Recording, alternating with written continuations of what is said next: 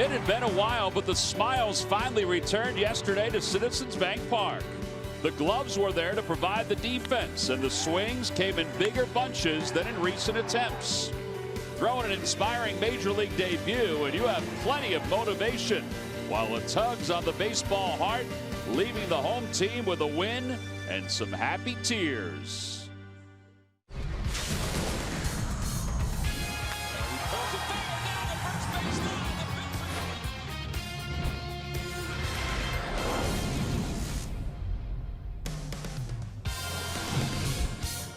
No doubt it's always better to be at the ballpark after a victory, but even better when the giveaway is a cool one like this. Thanks to the folks at Tasty Cake, it's the Alfranco batting gloves. A lot of smiles on the young faces from the guys coming into the ballpark and the gals getting a chance to see their favorite player. It's Game 3 between the Phils and the Giants. Weekends with Schmidt, presented by Acme Markets. Hi, everybody. I'm Tom McCarthy along with Ben Davis. He can't wear the batting gloves. His hands are too big. Mike Schmidt, I don't know if you'd get into him as well. Odubel Herrera was not only using his batting gloves yesterday, he was using his baseball bat to the tune of 2 hits. And it was a big 2 hits because, let's face it, it's the first time since 2015 he's had 2 doubles in a game. That's right. Nice to see Odubel getting back. It could be a big teaching day for him yesterday. We'll see some highlights here. Here they go right here. I want you to watch Odubel right now. See the double clutch by the pitcher? There it is. He takes his big kick early. Now, this ball is hit without a kick, just a normal stance, little chop swing, shoots a line drive for a double down the left field line. Now, I think that eased the pressure and allowed him to hit this double later in the game, which drove in 3 runs. Now, watch Odubel. Boom. Nice bat flip. I hit that out of the park. Whoops, no, I didn't. I better get down to second, but it was 3 RBIs, and it did help what we thought at the time was going to put the game away. You know, when a hitter gets to the major leagues, I think he can choose to be mediocre if he wants. If a hitter wants to be great, he's got to use games like Odubel had yesterday as teaching moments. See what I can do without the big leg kick? Let's watch Odubel going forward to see if he changes anything as a result of yesterday's game. Game is so much about adjustments, and he certainly did yesterday. Speaking of adjustments, back when he was in high school, Pat Neshek had to adjust his motion. Now, here in the big leagues, he's been effective. This year, he's been unbelievable. Yeah, it's funky, that's for sure. He's got a lot of things going on the mound out there, but he throws strikes. He gets a lot of outs. He can do it to righties. He can do it to lefties. He can do it with his fastball. He can do it with his slider. He can do it with his changeup. That's about as funky delivery as you're ever going to see. Throws off the hitter's timing. With 3 strikeouts yesterday, they start looking for the slider. He's got enough giddy up to get it by guys with his fastball. The changeup is excellent as well. 0.89 earned run average. He's had 1 mistake this year. That was against the Washington Nationals. Yeah, to Michael Taylor. He gave up a 2-run home run. That was literally the only mistake he's made this season. You can see by that .89 ERA, he's been on top of his game this season. All right, so he set things up yesterday. Got a little dicey in the 9th inning, but doesn't matter. The Phils still walked away with a victory over the Giants. And today, they'll go for their first series victory since the end of April. Matt Moore for the Giants, Jeremy Hellickson for the Phils. When we return, we'll get lineups and first pitch from South Philadelphia.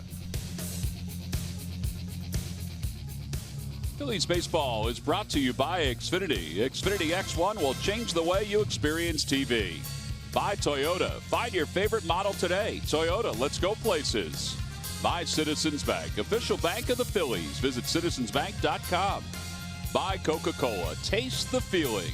And by Independence Blue Cross. Live fearless. Learn more at IBX.com.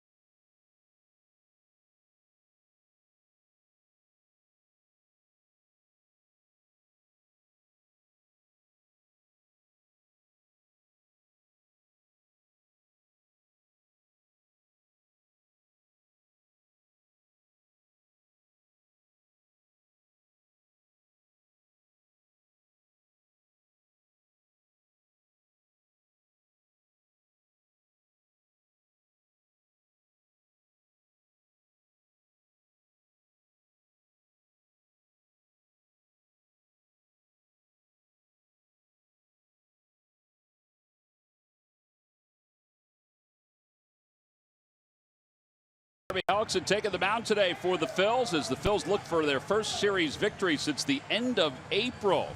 That youngster getting a chance to not only meet Jeremy but also get a chance to sign an autograph before today's ball game. That's a cool moment. The starting 9 out there meeting their favorite Phillies player. Let's take a look at the Giants lineup brought to you by Xfinity. Xfinity X1 will change the way you experience TV. All right, so a little bit of different look for the Giants because Brandon Belt's in left field. He is batting third today, and Buster Posey's at first base, and he's batting cleanup. Nick Hundley does the catching today. He'll bat sixth for the Giants, and they will face Hellickson, who is 5-3 with an earned run average of 4.45. 24 strikeouts, not a strikeout pitcher. He had a real rough month of May with an ERA of 7.04. So, Ben, he's hoping, like the Phillies, they can turn the page on the month of May and start fresh here in June. Yeah, it was a tough month. Just the one victory for Jeremy Hellickson. That big ERA. He'll sit about 90 to 92. The very good changeup. Curveball, which I would love to see him use a little bit more. And the cutter, I think, is starting to come along as well. He was talking the other day about making sure that he used his fastball with a little more ability to spot it, and maybe that would get everybody off their changeup because it seems like people are sitting on his changeup over the last several starts.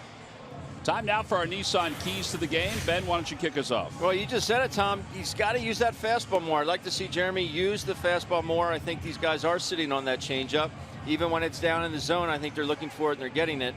But you can use that fastball and command it.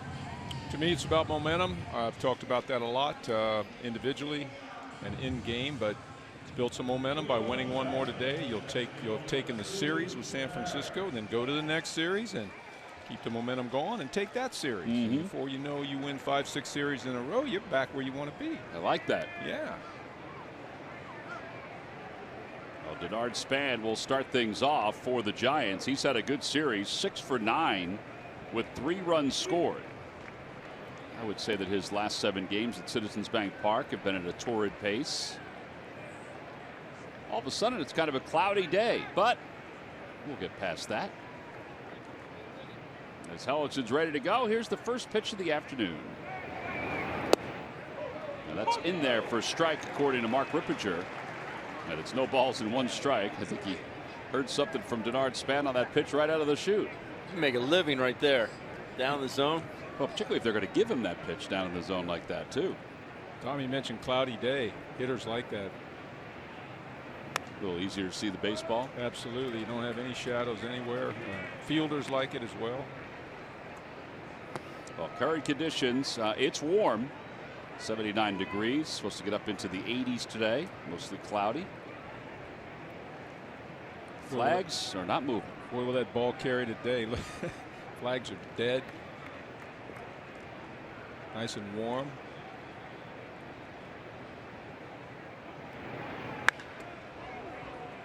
That one's hit sharply foul, and it caroms off the signage off the right field line. A nice grab by that youngster. I'll tell you, Ben, he gets the bat from his. He gets the bat to the ball as fast as anybody I've ever seen. It's quick, isn't it? Oh, jeez. Quick hands. Because that wasn't that bad a pitch inside, and he barreled it. It was foul, but he barreled it.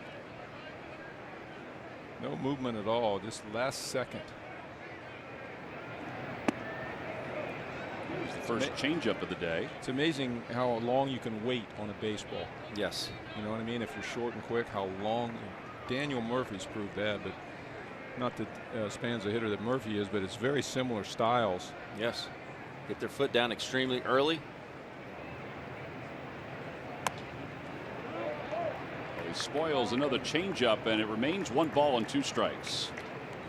How many people would get a piece of that pitch swinging at it? Yeah, Jeremy, 58% of his strikeouts have come on changeups. The opposition's chase percentage is 37 against that changeup. That's a good number.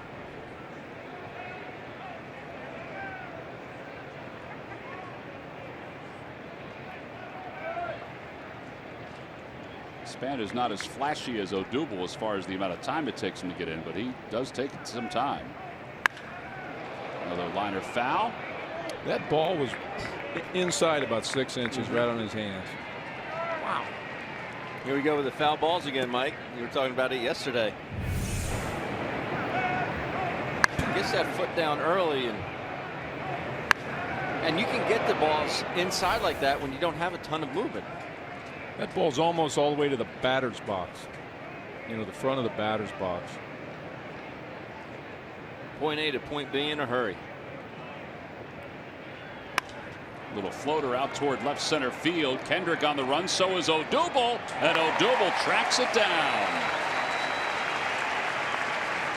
Did not think that ball was going to carry that far. I didn't either. Nor did Bernard Span. Great route by Herrera. I mean, he was moving. Hell, he goes back to that changeup. It is good extension through the baseball by Span. A very efficient route there by Odubel. Matt Klintek was talking about the defense of Odubel the other day. Said, you know, I know he's struggling. He said, but he is such an asset defensively. And at this point last year, he was struggling with balls right at him on the grounds and was picking up some errors that he shouldn't have been picking up. But this year, 1 error, 1 assist so far for Odubel Herrera. No balls, 1 strike. Down the left field line for Nunez, and it is gone. 5th hit of the series of the Giants.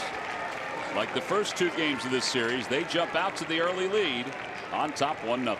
Nunez has proved to me that he's an early in the count fastball hitter. He's hitting 2 or 3 balls. I mean, his first hit of the series Friday night was a rope right over third base for a double. That's the fastball roped right out of the ballpark. Wow. They're trying to go outside because Nunez, he's pulling every pitch that he's been seeing. This ball gets out in a hurry. Ball just runs right back out over the plate. He'll miss it. Now the Giants' 3rd home run in their last 10 games. Only their 3rd home run in the last 10 games. They are last in Major League Baseball in homers. That is just their 43rd. 43 home runs in 58 games. That's not a whole lot.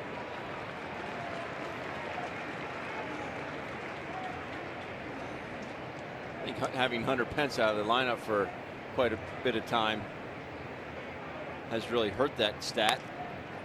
Yeah, Hunter is available to pinch hit today. He was activated prior to the start of the ball game.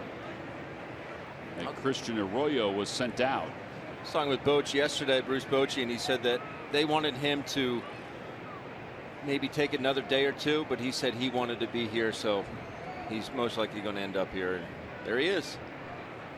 He was out in San Jose doing his rehab assignment.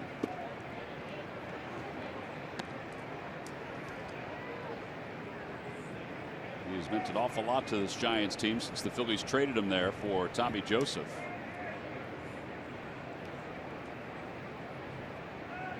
One ball, 2 strikes to Brandon Belt.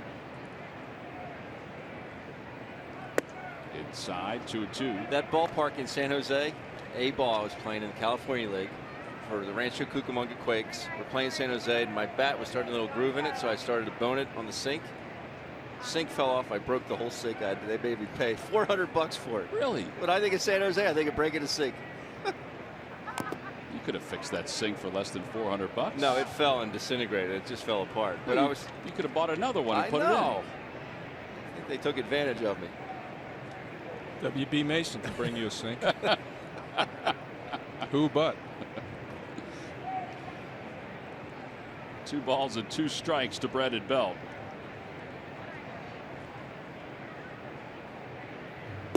Change up, fades outside. Today's game is also available in Spanish. Just use the SAP button on your television or change the language to the menu on your cable box.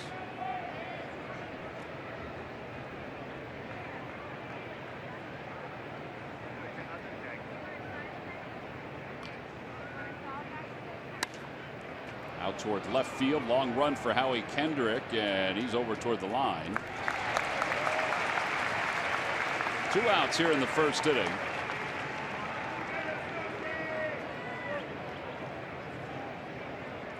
And here's Buster Posey, who has switched off the last several years. between catching and first base. They usually like to keep his bat in the lineup, so they feel like letting him play first base will give him a little bit of a reprieve, and that allows Belt then to go to left field, because it's hard to keep Brandon Belt's bat out of the lineup too. He leads the team in extra base hits.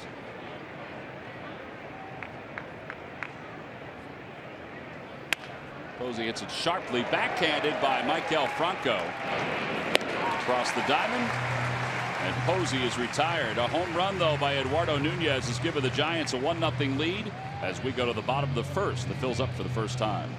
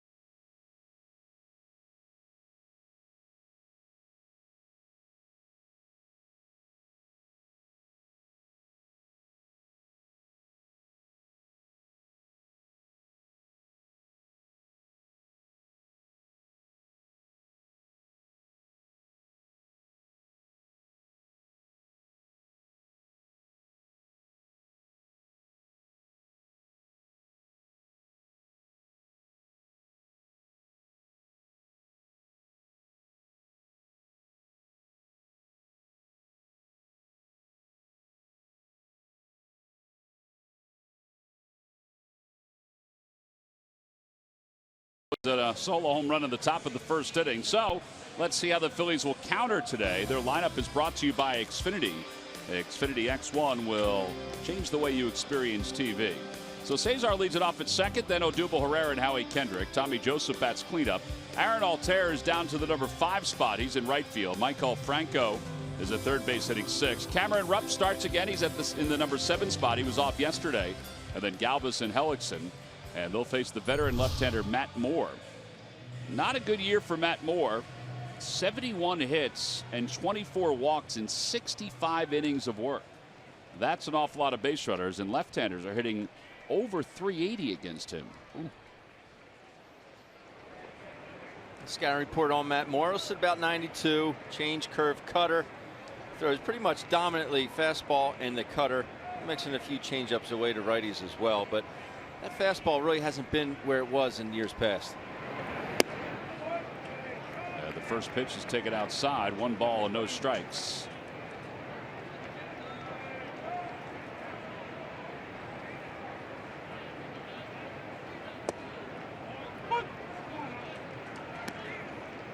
One and one to Cesar. Cesar hitting .290, 5 home runs and 12 runs batted in. Yesterday, well, the first 2 games, he's had 2 hits in each game. 2 balls and 1 strike.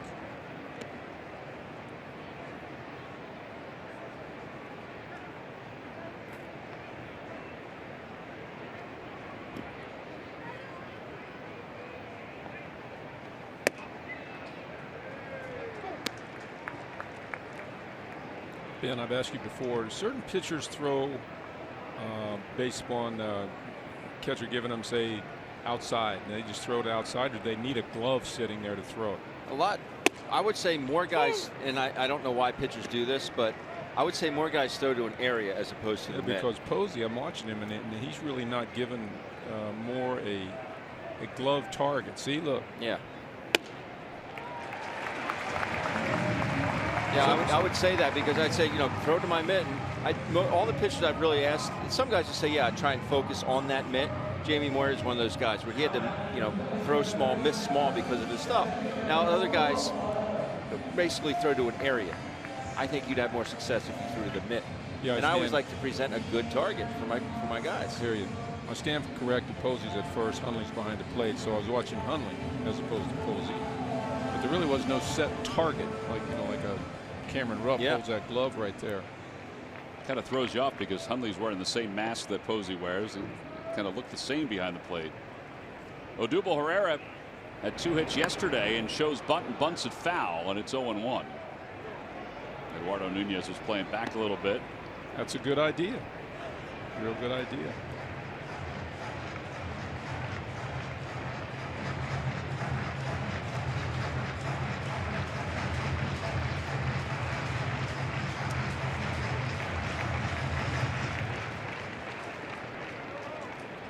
Brings Nunez up now toward the edge of the grass.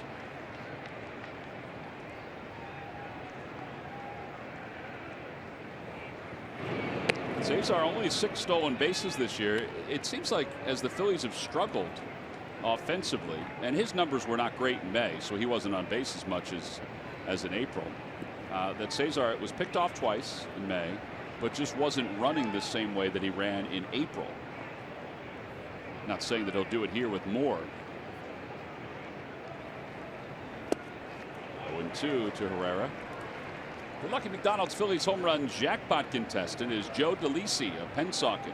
Phillies hit a home run in today's ball game. Joe will win $100. Now at McDonald's, an ice cold delicious soft drink is only $1. I'm loving it. Good luck, Joe.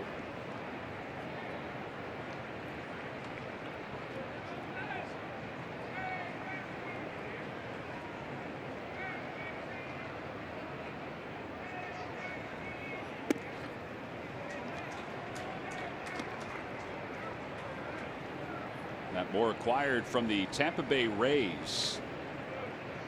Giants picked him up to try to shore up their rotation and possibly help lead them to the postseason. Certainly didn't work out that well.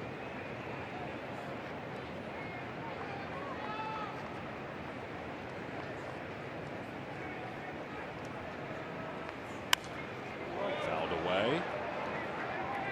Moore last year was 6-5 after coming over from the Rays. 7-7 with Tampa. 39-28 during his time in the American League. They traded Matt Duffy, who was a very popular figure not only in their clubhouse but also within the fan base. And Duffy's just been battling injuries since he was sent over to Tampa. He was supposed to be their everyday shortstop. You see that career ERA for Matt Moore, 4.01. Probably his best year, 2014. He had an ERA of 2.70. But it's really climbed after that. You know, year by year, it's continued to go up. A lot has to do with his walks. He gives up a lot of walks. I think if people expected when he came over to the National League, his numbers would get better. Because no longer in the National League or the American League East.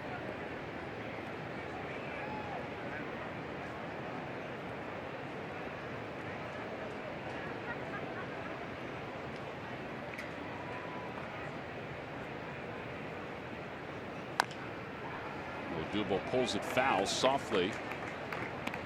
Alec knocks it down, and we'll find a fan to give it to. The littlest of fans.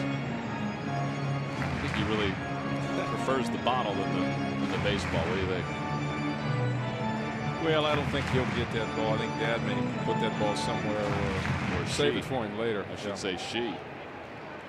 Saw the earrings.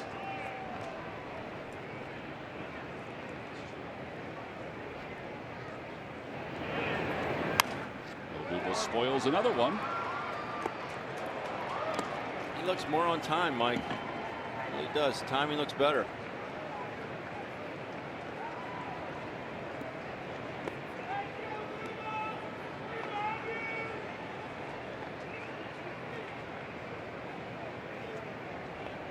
I could never take that much time in between pitches as a hitter. I'd have too many thoughts creeping in and out. I just couldn't.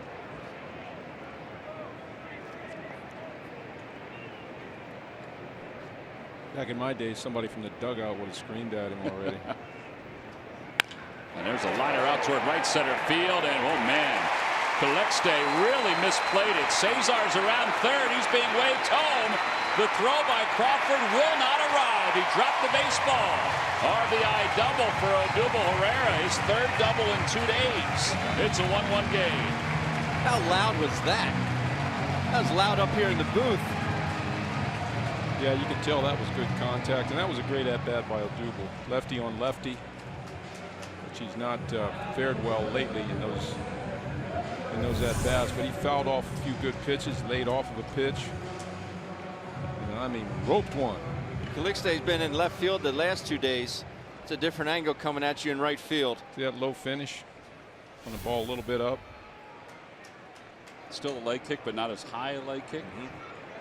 Here's Howie Kendrick now with a runner at second base. Howie takes inside and low, 1-0. 15 doubles now for Odubel Herrera. That leads the Phillies. Another lefty doing damage against Matt Moore.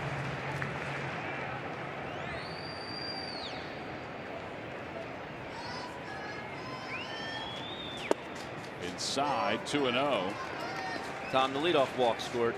Just wanted to make you aware of that.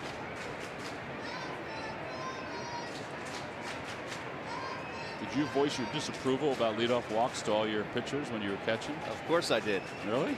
I stress it to everybody.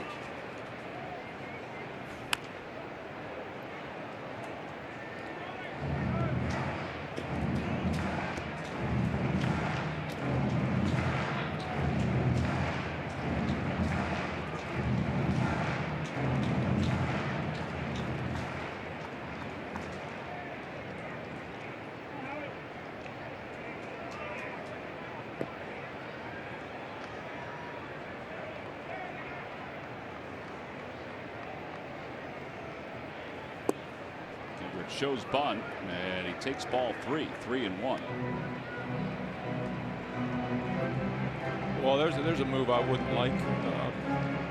Advancing that runner I like, but I like it with a line drive to right field, a hard ground ball to the right side, something up the middle. You don't like to see your 3-hole hitter advancing a runner with a bunt against a left-handed pitcher. Right-handed against left-handed. Liner out towards center That's field. how you want to advance him right there. Yeah, Span going back. Can't get it. It's a one-hop off the 401 side. Odubel got a late start, but here he comes. He'll score back-to-back doubles, and it's a 2-1 ball game. The Phils on top. Well, that's 2 balls in a row. They're scorched, man. I mean, scorched, and that's good for Howie. He had a rough little game last night, but right there, thinking, get the runner over, kept him in the center of the field. Boom! Ball right down the middle. Short swing there. That's good base running. Another loud noise there. That's good base running because he knows if he does catch the ball, I can tag up. If he doesn't catch the ball, I can score easily. Little stutter step around third base. He goes in standing up, not a problem. Well, the Phillies now with 2 extra base hits. They have 161 extra base hits on the year. Dave Urgeni pays a visit to the mound. And now Tommy Joseph is coming up.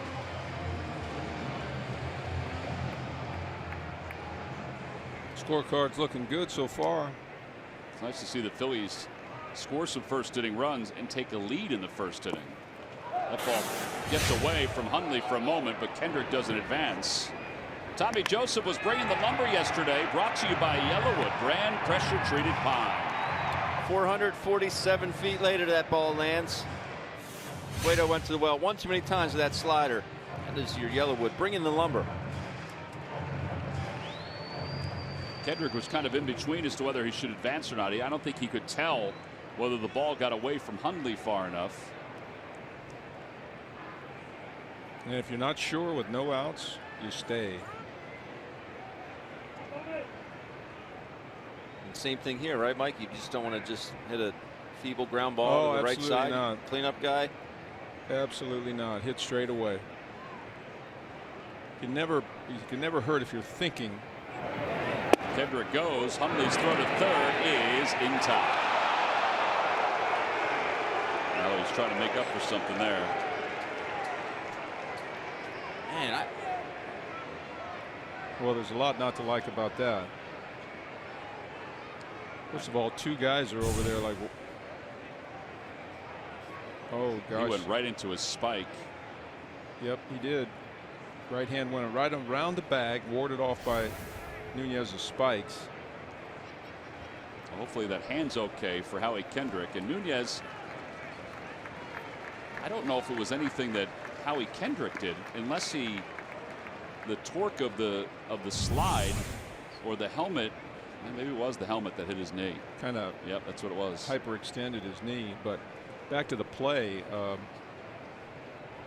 Not a good play. I mean, I like aggressiveness on base runners. Nobody out. 4-hole hitter hitting. Left-handed pitcher. Let that 4-hole hitter hit. Home run hitter had a home run last night. Their pitcher's struggling. I'd give you the same comments if he was safe. Mm-hmm.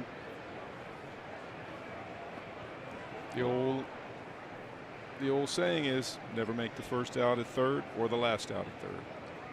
And we showed you the ball that got away from Hundley a few moments ago, where he probably should have been on third. It seemed like he was trying to kind of make up for that. Well, there again, I mean, he wasn't sure. He couldn't pick the ball up right away, so he stayed at second, which was the right thing. Yep. Well, Nunez seems like he's okay. Howie Kendrick showing Scott Sheridan, the Phillies athletic trainer, where he slid or where he caught that finger. Everybody was banged up on that. Tommy Joseph lines it foul down the right field line out of play. And it's 1 ball and 2 strikes. Yeah, it's weird that Howie went to the right of his foot, because if he slides in and goes right at the bag, that right hand is going to be safe.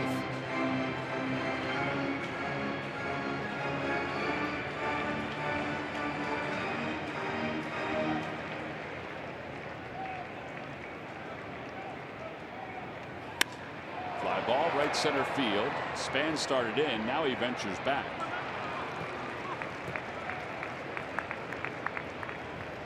Two outs here in the first. All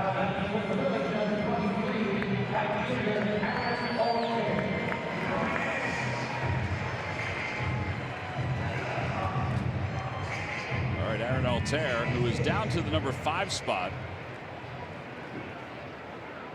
291 overall, 227 against lefties, and he takes outside 1-0.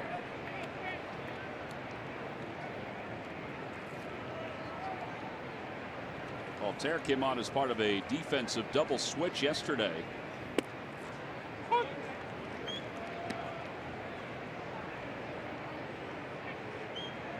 Both teams wearing the play ball patches for a second straight day. All around baseball, teams are wearing the play ball patches. Major League Baseball continues to promote youngsters getting out and playing the game of baseball with different clinics that have been going on in the respective cities over the last couple days. Showed you the film of it yesterday. Fly ball center field. Denard Span's been busy in this inning. He waits, and the Phillies settle for the 2 runs. Back-to-back doubles help produce 2 runs for the Phils. We are on to the second. Phillies up 2-1.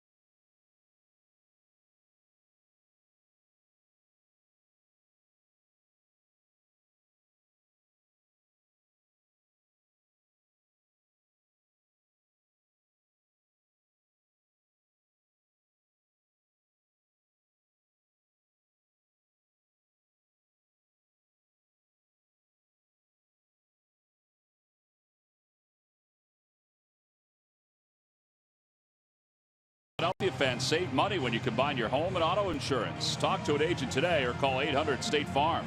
You can save hundreds when you combine home and auto. State Farm, here to help life go right. Phillies are up top 2-1. Our buddy Hump looks like he wants to go to the beach today. Yes, he does. Staying covered, though, down there. What are those on that shirt? Snook? Are those fish? Ben, what do you think? What are those that Hump's wearing on those shirts? They look like bass. Looks like bass. Largemouth bass. Sean, could you confirm that those are largemouth bass on your shirts? As Crawford takes a strike. Actually, smallmouth. Oh, smallmouth. Smallmouth.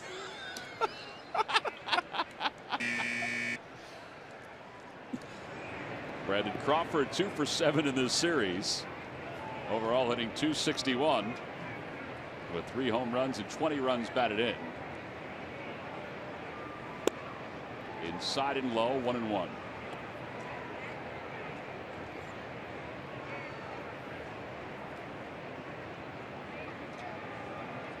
Giants are tied with the Padres for the bottom spot in the National League West.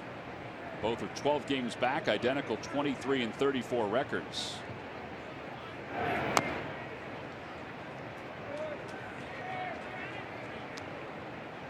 We've already seen the Dodgers and the Rockies, and both are very good. The Giants folks that we've talked to this week said, look out for the Diamondbacks. They said they can hit. They're a game and a half out.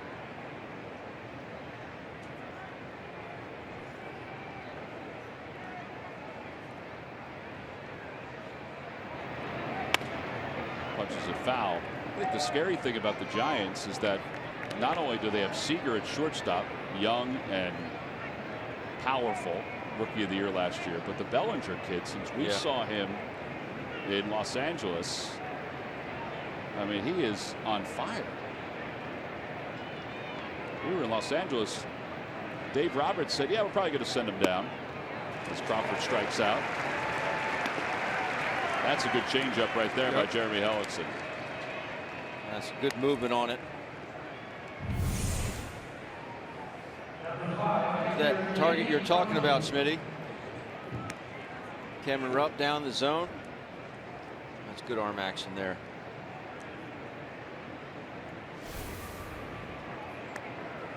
I don't think the pitcher or major league pitcher really needs a glove to throw to. Do you think they actually just stare at it, that glove, and try to hit it? I think some guys do, but like I said, I think honestly they more throw to a general area and let their movement take over. Yeah, he wants it to end up in the glove, right? Right. Without the glove moving. Well, I mean, if the ball's moving. Yeah. 18 strikes, 5 balls. Some guys talk about, and Ben, I don't know if this is true or not, but they throw to the chest protector too, like depending on what kind of catcher it is. They'll throw that. They'll throw to the tops of the shin guards. When I did some of my best pitching, I just threw to the side of the hitter. I stared at the hitter and threw it on the home plate side of the hitter. Did you pitch in college at all? I was going to say, did you pitch in college, or was it no before that? 1-2. Was there ever a point where you thought you would pitch instead of play the field? Yeah, when I couldn't hit. That was in high school. Yeah, I was always fall back on pitching. You know, not that I ever really thought I had a future as a pitcher, but I was such a bad hitter in high school, I figured maybe I'd try to get on this mound somehow. Swing and a miss. Back-to-back strikeouts, 2 outs. How were you a bad hitter in high school? Seriously? Well, I was a switch hitter. Yeah. I was scared of the ball right-handed. Every time they threw a curveball and ducked. So I didn't like the ball. I didn't like the ball coming at me and breaking over the plate. So that's why you switch hit? Yeah. So one day I said I'm going to hit left-handed against right-handed pitching, and had a pretty good day. The first day I ever hit left-handed. In high school, you started switch hitting? Yeah, I switched hit in college my freshman year. And then my sophomore year, I decided to go all right-handed. Weren't afraid of the ball anymore. It's amazing. crazy. Well, it was a lucky thing. The first at-bat, I faced a right-handed pitcher in my sophomore year in college. I hit a home run right-handed. First time I faced a right-handed pitcher right-handed. Probably wouldn't be sitting with you guys here right now. We got to find out who that. We got to find out who that guy is. That guy made Mike Schmidt who he was. Over to third. Franco knocks it down. Panic hustling. So is Franco in time. That's a nice recovery by Maikel Franco. And a 1-2-3 inning for Jeremy Hellickson. 5 in a row since the home run. Well, they say all you got to do is knock it down. Well, when Joe Panic is running, you got to hurry it over to third base or first base. Don't panic. That'll wrap up the top of the second here in Philly.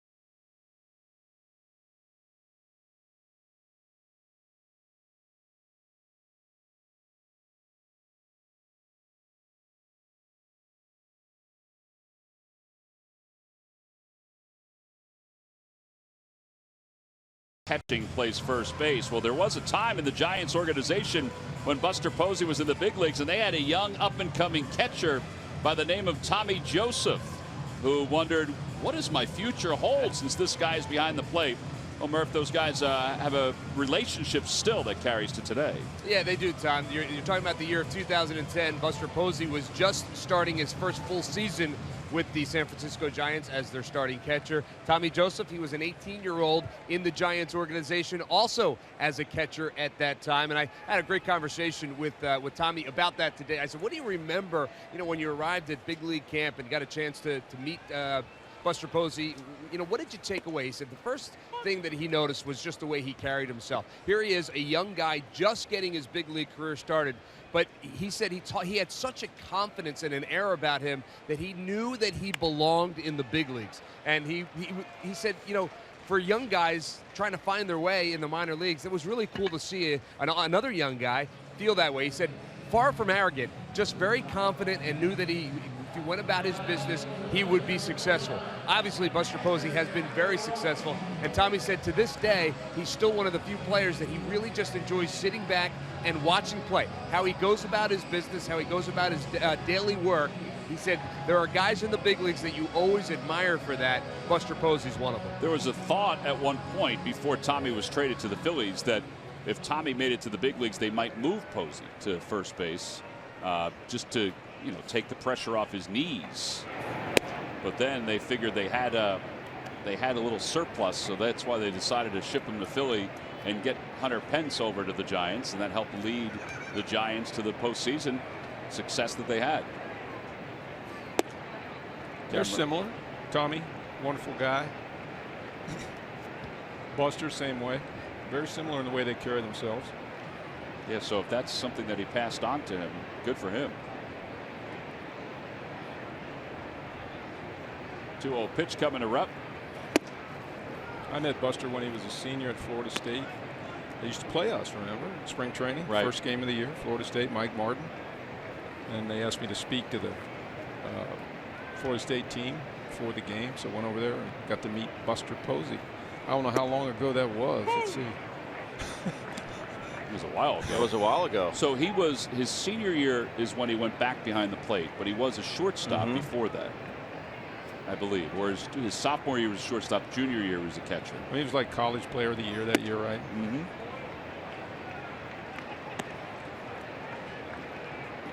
I know he's thinking right now, man, this is a piece of cake out here. Yeah. I want to take a nap. Oh. Tom, we've had this conversation before. Cameron Rupp hits a bullet to left field. The Phillies' third hit of the day. Well, we've had this conversation before, and I remember I got a couple starts at first base. Coach put me out there a couple times. We faced Randy Johnson, or he wanted another right-handed bat in the lineup, so I played first base. And I literally remember standing out there thinking, how do you not play 162 games out there? Literally. Literally, that's what I thought. I just thought it was so easy. Like, you just grab your glove and you go out to first base. Okay, this is great. Ball's hit, you run to first base and catch it. It was amazing how simple it was. The mental aspects completely out of the game. Well, it's so much fun. You get to talk to the other players. You get to make friends with the other pitcher when he comes down there. There's a high fly ball to deep left field. Belt going back. It is gone. A 2-run home run for Freddie Galvis, and the Phils have opened up a 4-1 lead. We got a hot hitter, Mr. Galvis. Today doing it from the right side of the plate. That ball had a lot of finish on, a lot of backspin. I like that high finish from Freddie right there. That ball up in the wind. Freddie's got some confidence going now. Big knock in yesterday's game to put us ahead. Watch this follow through. Man, short swing. Made a winner out of Joe DeLisi of Pensacola, who's won $100 thanks to Freddie and the McDonald's home run jackpot. Way to go, Joe. Oh, back to first base. What happened when you missed your first ball, though? I didn't miss any. I'm just wondering. It wasn't fun facing Randy Johnson, though. Thanks for the start, Coach. Yeah, so you're over at first base thinking, oh, man, what am I going to do against this guy next time? So you were thinking. The hard thing is hopping off that bag every pitch. Every pitch, you know, holding the runner on and hopping off the bag and holding the runner on and hopping off the bag. All right, so you're saying he should play third base? There's not as much movement? No, that's the base. That's the position that's cake right there at third base. I do remember, though, when Luis Gonzalez would come up and I'd be holding a guy on first base, or Mark Grace, thinking I'm bouncing off the bag. Man, this ball has a chance to get on me in a hurry. 2-2 to Jeremy Hellickson, following Freddie Galvis' first home run since the 1st of May against the Cubs. And it remains 2-2. I was just thinking, and Mike, there's a question for you, because I know I did it as a player. You have arguably the two best shortstops in the National League playing against each other today. That's right. You don't think they have a competition going against each other? Like, I want to outduel you today. No, seriously. Was there anybody, I mean, obviously no one can compare to you on the field, but is there anybody that you kind of said, well, some people compare me to Mike Schmidt, and you just wanted to say, you know what, I don't think so, not today? Any other third baseman that would come to mind? So I know sometimes when, like, we play the Rangers and Pudge Rodriguez, and I'm not comparing myself to Pudge Rodriguez. Helly goes down on strikes. I definitely hated when the other third baseman got hits, especially if I was involved in trying to stop him. I always went to, that's an error. I made an error on that ball, even if it just was a smoked ball to my left or something. But I don't know, Ben. I think that's one that I probably don't remember having happened. Right. You know, I had ridiculously high standards for myself. Now, there were other players early in my career that I was jealous of. You know, we played a Big Red Machine and Johnny Bench's hitting and the whole aura of the Big Red Machine and playing against them. You know, a little bit jealous of those guys. Right. You know, watching them on TV every year at the end of the year. And there's a rocket. Cesar lines it into the alley in left center field. He's going to get at least 2 out of it. And he's flying around the base paths. 9th double of the year. Well, this has been a good first couple innings for the Phils offensively. They have the advantage on so many levels as they pick up their 5th hit and their 3rd hit of this inning. Another extra base hit. A lot of doubles in this game. Only goes inside. He's down and in. He just drops the head on it. Moore must not have much on the ball today because we are lighting up some fastballs. We are lighting up some low fastballs, knee-high fastballs. We all like to hit the low fastball, right? Talk about his velocity going down. I mean, he used to be a 96, 97 mile an hour guy when he came up with Tampa Bay. We can watch his pitch speeds now and see if that is true, but sure hitting a lot of balls hard.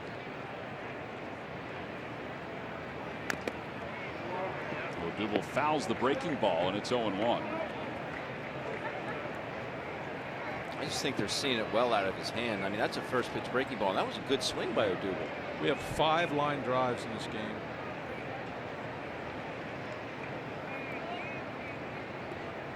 What out of 10 hitters?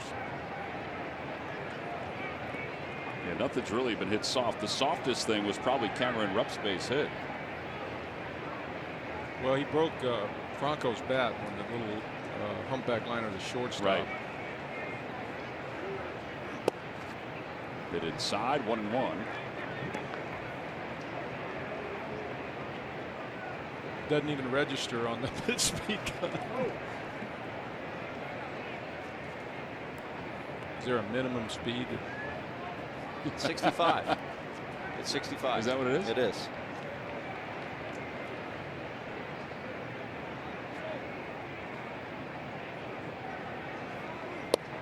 Try to go to that same spot. See, now I don't believe that at all, Ben. Do you believe that number, 93? I do. I mean, his average is 92. Take a look at PitchCast presented by your local GMC dealers.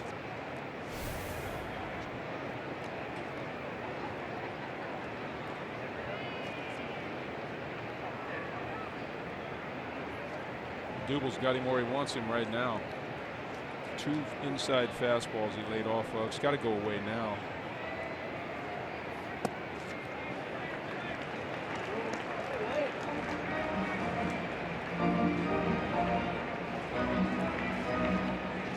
Typical left-hander, pitch backwards. For fans out there pitching backwards means in fastball situations they want to work you to a fastball situation and then give you that disguised changeup, basic Tom Glavine approach.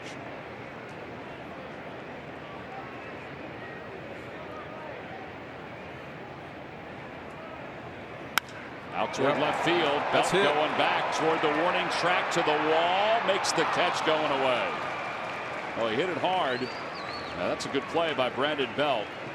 And Herrera is retired here in the 2nd. However, the Phils get 2 more. Freddie Galvis, his first home run since the 1st of May. A 2-run shot, and it's now 4-1 Phillies. We go to the 3rd.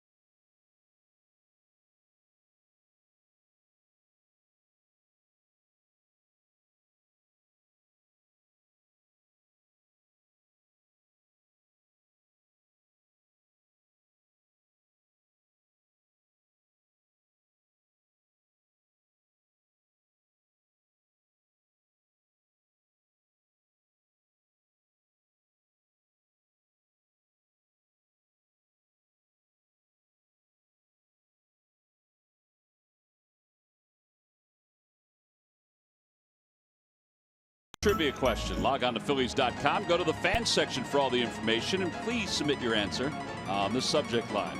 All right, guys, the question is this. Who holds the San Francisco Giants record for most innings pitched in one season?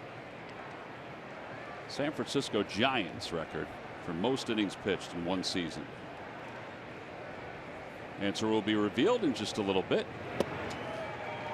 Well, I will tell you that, Ben, you did not face this gentleman. Yeah. Mike, you did. Well, there goes my answer. Not Madison Bumgarner. No, it can't be him. That's right. Well, Most innings pitched in the season. Yeah. just want to make sure that. Does that include Well- postseason by chance? No, it does not. 2-1.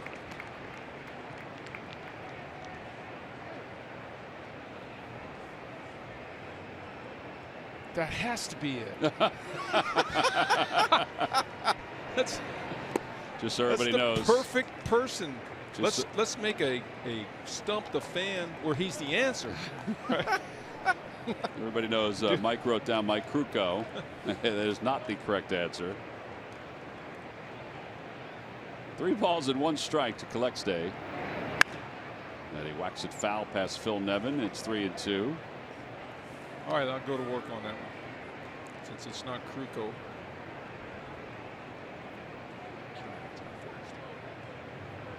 Colexday hitting .267, 2 for 7 in this series.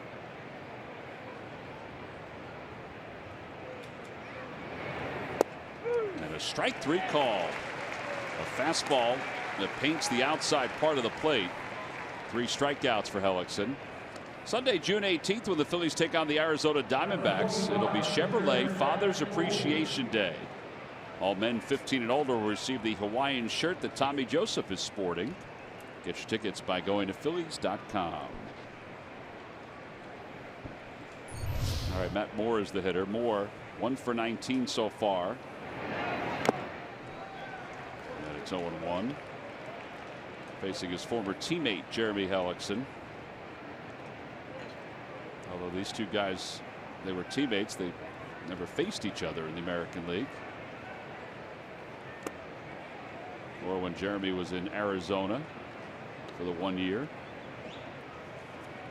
They spent a lot of time in the cage together, I'm sure.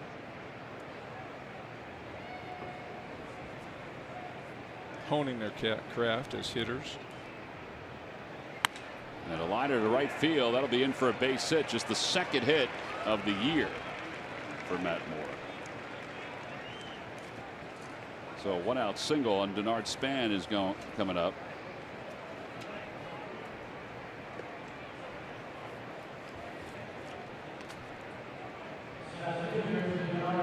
Span was retired by Odubel Herrera. His first time up on a long fly ball to left center field. How can you give Mike hints? You don't give me hints. Because you get help from other people. Mike That's doesn't have not his phone in true. front of him. He's not on Twitter. I got a few more innings. Yeah. We don't have him yet, folks. That's where we've been over here working on that stump.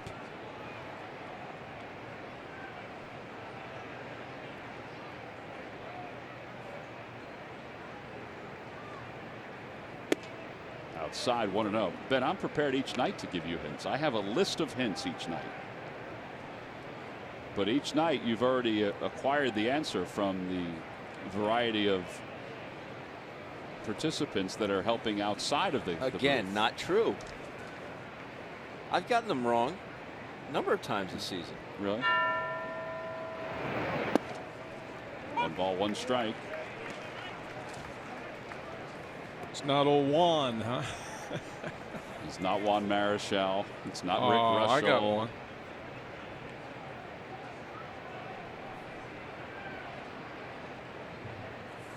How'd you know I faced him? I just put 2 and 2 together. He was on a lot of teams. Yes, he was.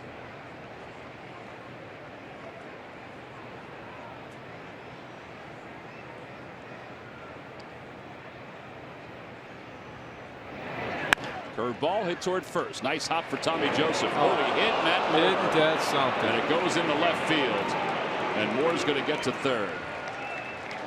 Well, that's one of the advantages of not sliding. I don't know whether he's getting ready to go into a slide or not, but if you just run at that shortstop as he's covering, you got a chance of getting hit in the back, and as we see, hitting the head. It's always good to go after that lead runner, but the ball kind of carries him into the throwing lane. Doesn't create more of a throwing lane for Tommy Joseph. You're right. That was way before he would even think about sliding anyway. That's just a crazy play. But I will say this. If Freddie was standing on the right field side of second base, he might have given him a target to the outside of the infield. Had plenty of time. He had plenty of time to get the lead runner, yeah. Yeah, but of course Span's the hitter and he runs real well, so you might have been just thinking about the lead runner there. Well, now Nunez, who homered his first time up, takes inside. It's 1-0. So the scoring is fielder's choice E3. That allows Moore to reach base and then go to third. 5th error of the year for Tommy.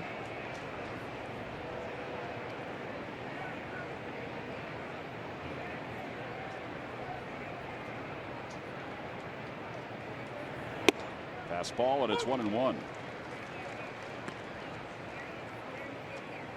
Nunez now with 5 hits in this series. He's hit in 5 straight games for the Giants. He's also reached base safely in 18 straight games.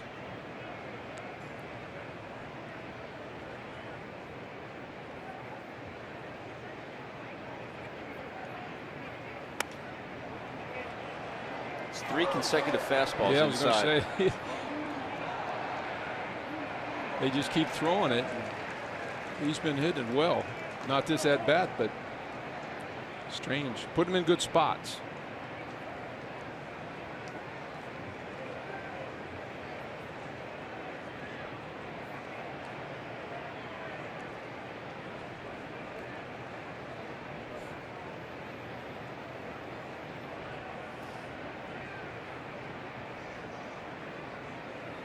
Ground ball foul past Phil Nevin.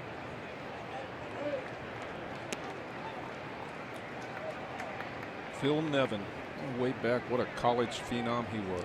Sure was. Cal State Fullerton. First overall pick. Former teammate. Man could hit some home runs. Yes, he could. And Ben, what was he on day games? 50 points higher in day games. A little knack of peeking at the signs with his Oakleys on. It was something. So subtle.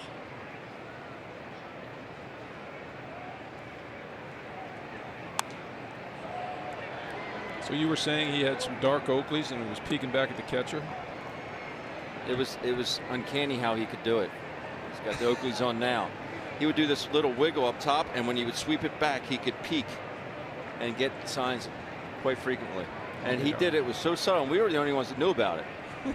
And day games chalk him up for 2 knocks. It was unbelievable.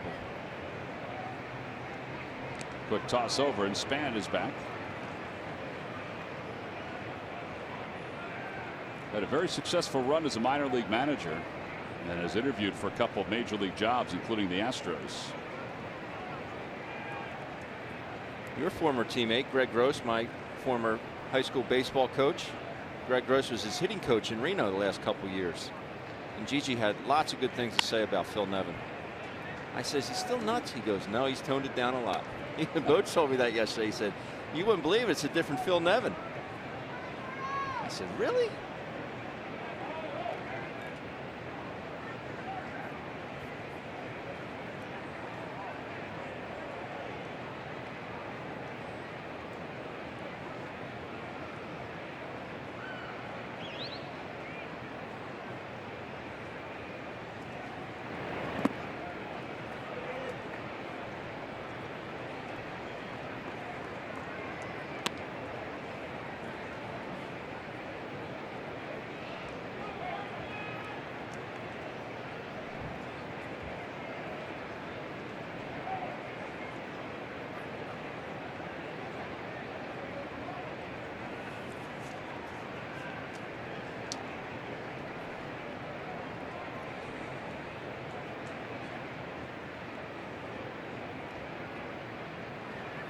inside, 3-2. Came back in with a 90-mile-an-hour fastball. Brandon Belt is on deck. Giants have Matt Moore at third base and Denard Span at first base here in the top of the third.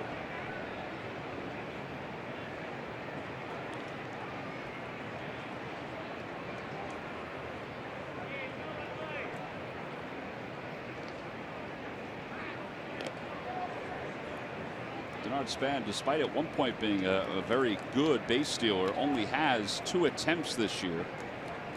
And his leads have been very short over at first base.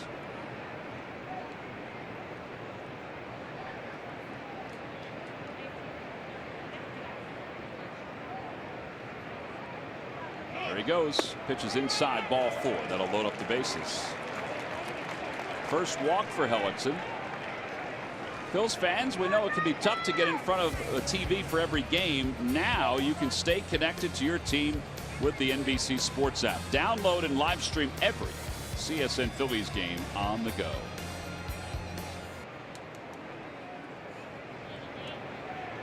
So a quick meeting out on the mound with Moore at third base, Span at second, and Nunez over at first.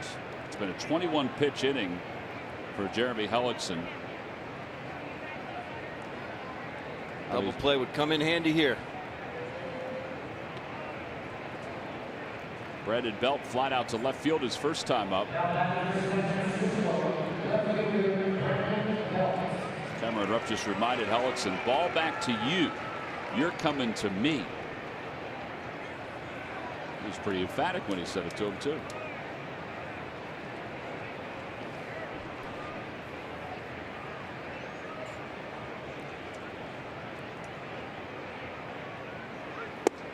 Change up, 0-1. Nice to have a pitch you can go to in situations like this. A good change up there by Jeremy. Similar facing Johnny Cueto yesterday. A lot of movement, throw anything at any time.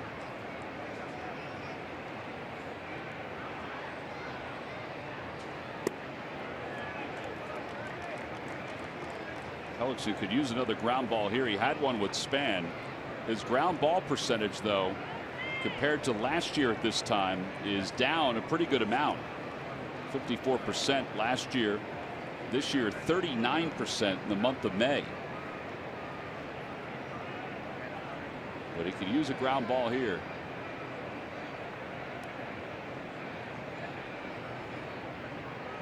One ball, one strike.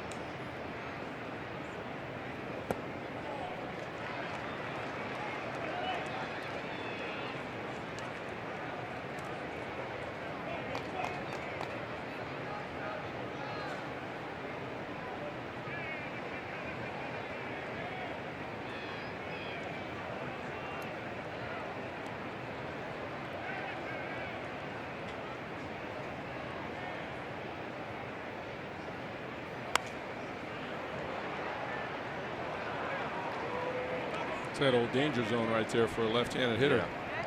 Bases loaded, down and in.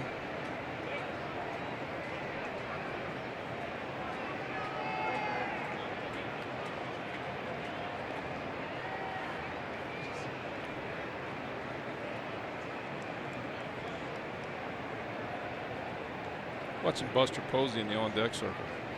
Practice swings.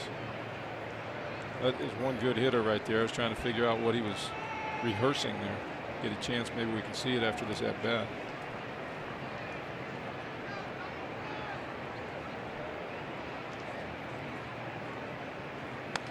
Another one whacked foul, and it remains 2-2.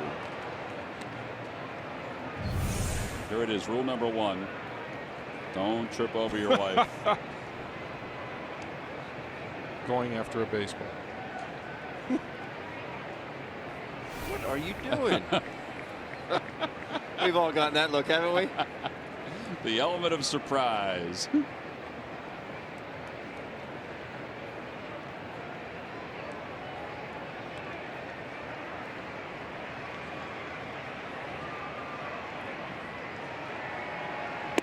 Ooh, just missed off the outside corner. I think the hitter might have gotten his line of sight there. That was a good pitch. Here we go. Take a look at it according to PitchCast. Just a hair outside. Umpires are always right. Look at that. How can the umpire see that? Really close.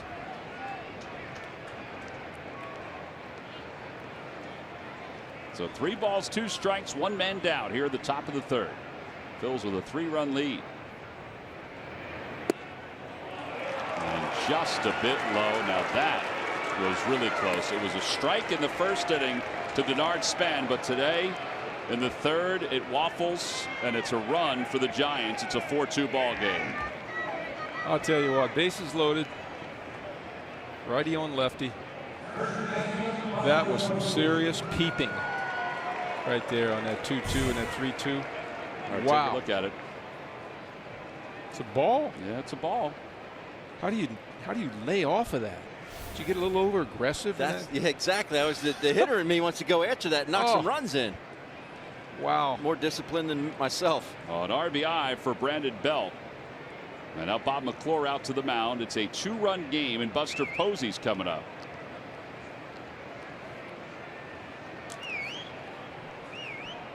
It does show that, a lot of these guys, as much as we criticize and fans criticize, and it's all part of the game, when they're on, they get it right most of the time. I mean, those are 2 pitches that were really close that, looking at PitchCast at least. Oh, yeah.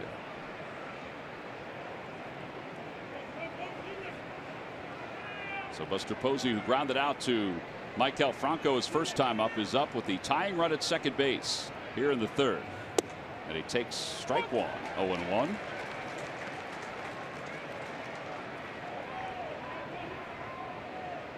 Denard Span, decent speed at 3rd. Nunez the same at 2nd. And Belt over at 1st. No balls and 1 strike.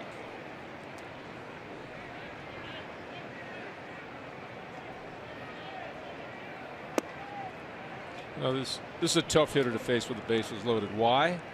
Because he try not to roll over the ball. You know what I mean? He'll let the ball get deep and try to stay in the middle of the field, hit something to right field. He's smart. He knows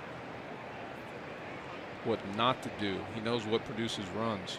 It's not in his RBI total is not indicative of that right now, but he's a tough batter in this situation. The other part of it too is that he doesn't strike out a lot either. No. He has more walks than strikeouts this year. 24 walks, 17 strikeouts for Posey.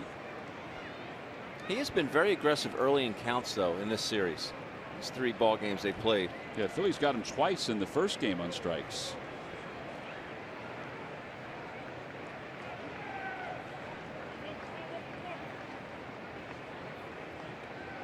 One ball, 2 strikes to Posey.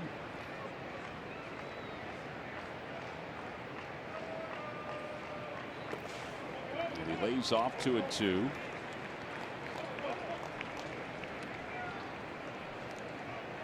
Jeremy's pitch count is up to 60. He's in the 30s in this inning.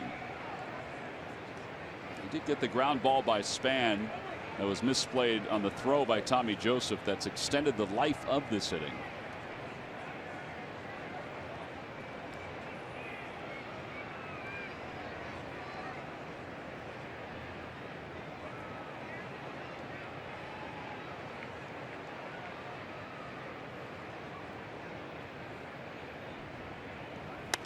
Fly ball right field. Altair is under it. Span's tagging from 3rd. Altair gets behind it. The throw to the plate is not in time. A Good sacrifice fly, and it's a 4-3 game. Didn't look like Aaron was able to get behind that ball, but it came out of his hand hot. It's an excellent throw to home plate. Yeah, it was just deep enough. The distances in baseball when they were created originally, 90 feet, aren't they amazingly perfect? Fly ball, just right field, great throw to home, just deep enough where, boom, look at that. The runner can beat it. Now, a slower runner might be a different story, but That's where speed helps. Posey does the job, gets the run in. So a sac fly, and now Brandon Crawford is up with runners on first and third in a one-run game. Giants only have 2 hits. The only one they have in this inning was by the pitcher, Matt Moore.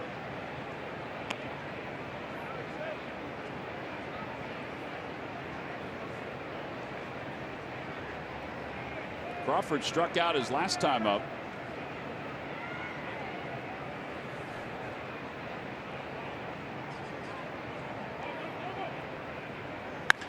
That's a rocket. Foul.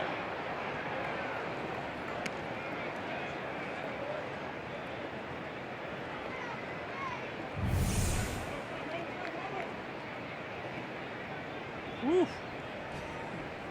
Got away with one, to say the least.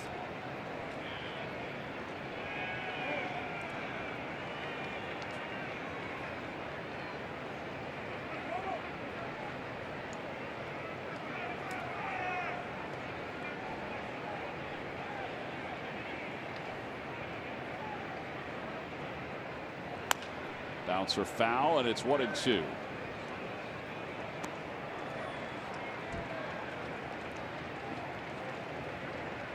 See if Jeremy can get through this inning now.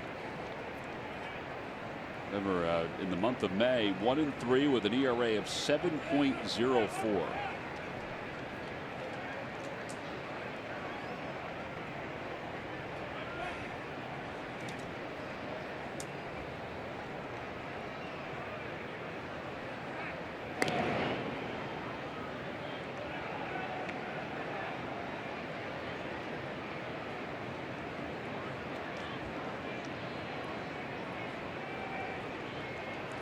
Nunez over at third.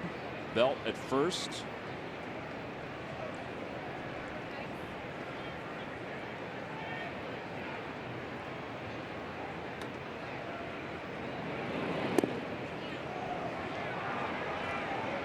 Backdoor cutter. Can't get him to fish.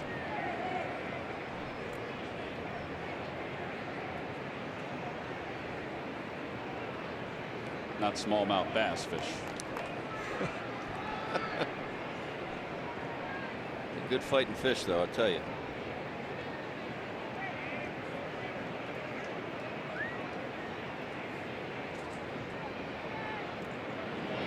Swing and a miss. He got it with a 90-mile-an-hour fastball, and the inning is finally over. 2 runs score for the Giants. They leave a couple. 38 pitches for Jeremy Hellickson. We head to the bottom of the third.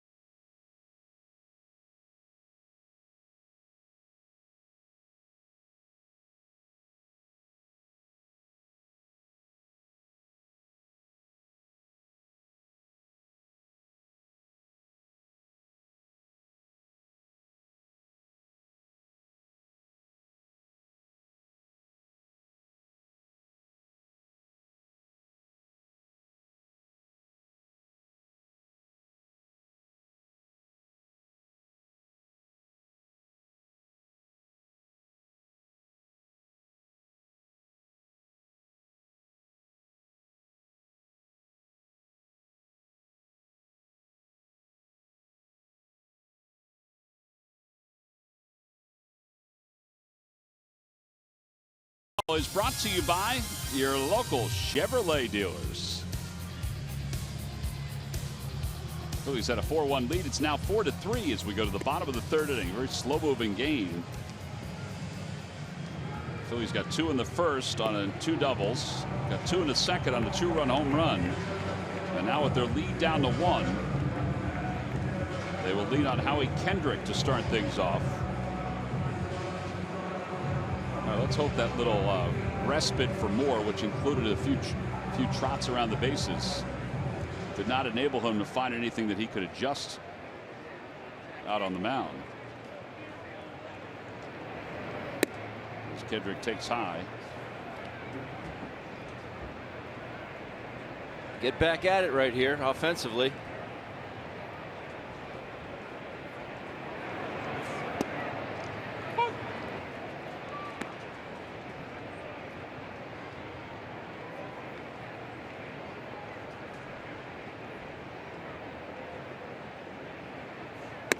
Up and away. 2 balls, 1 strike. Kendrick doubled with an RBI his first time up.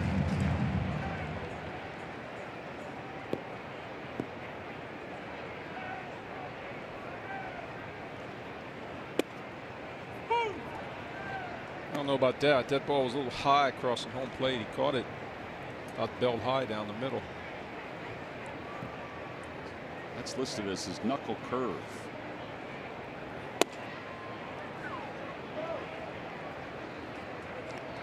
I think he wanted that pitch. To hear some coming out of their dugout.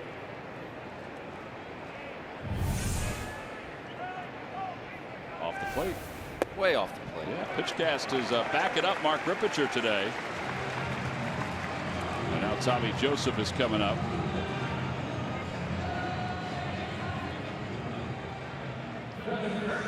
By the way, Wednesdays and Saturdays is the Powerball. $375 million. Nobody won it last night. So you guys got to play. I don't need it, Tom. All right. Mega Million Tuesdays and Fridays. $80 million. We got everything we need. We don't. Well, play for me. Play for Carl. Tommy fly to center. Hits that one to third. Oh, right past Nunez. Well, that's happened to the Phillies a couple times. So.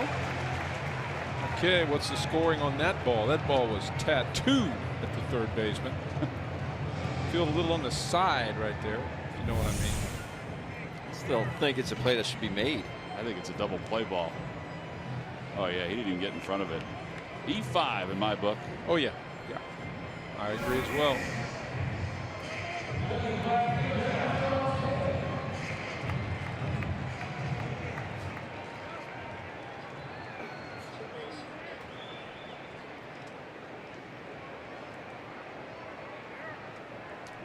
Jay Dunn has scored it a base hit for Tommy Joseph. Here you go, Michael. Your whiteout. Yeah, I'll give you one too. Yep. You mean I have to white? I'm happy for Tommy. He had plenty of time to get in front of that one and kind of sweep it over to second too. A little fear factor getting in front of that. The ball was hit hard. Yeah. But it was basically a hard ground ball. Right. I'm going to hold off on writing that one in, I think. Well, you have whiteout then. Yeah. Well, I'm going to hold off on whiting it out because that was an error. Correction.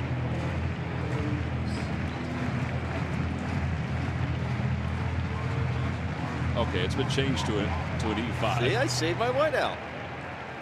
Let me get that out there. There you go. 0-2 to Altair. Back towards shortstop, slowly hit. Crawford sweeps it to second for one and panic to first, a double play. Second time on this homestand that Aaron has hit it to a double play. A runner at third and 2 outs. Here's Mike Alfranco.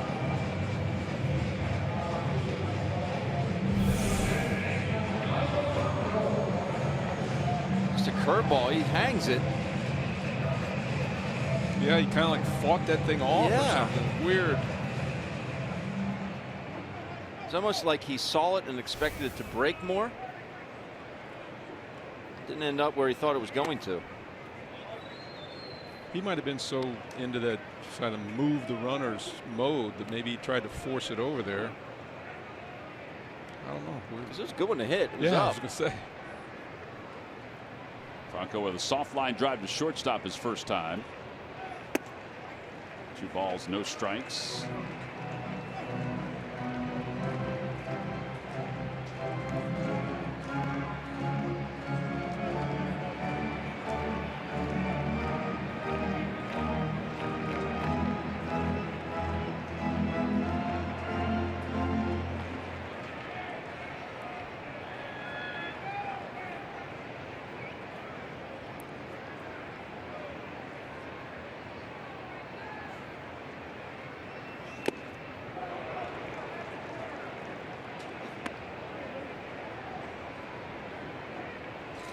All right, tell me about that swing now. Was that a home run swing? Was that like 100%? That was a fastball on the outer half, 100%. That was a hit it over the Comcast building downtown swing.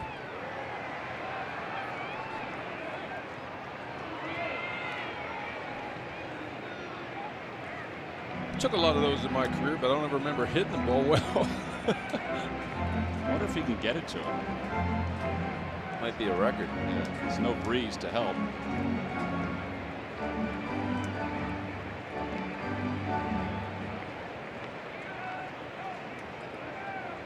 Kendrick at third, 2 balls, 2 strikes to Franco.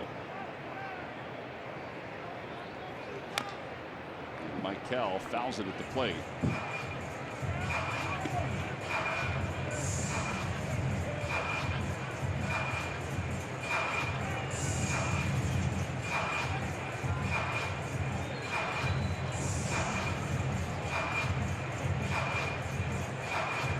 Matt Stairs, who has been focusing on, all the guys, but focusing on Odubel and Michael Franco. Try to get them back to where they need to be. Popped up foul and out of play. Posey will give it a peek.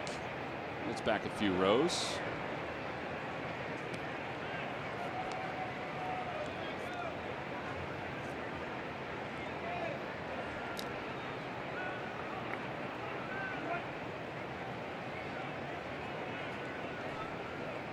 Kel been on 28 RBIs for a while.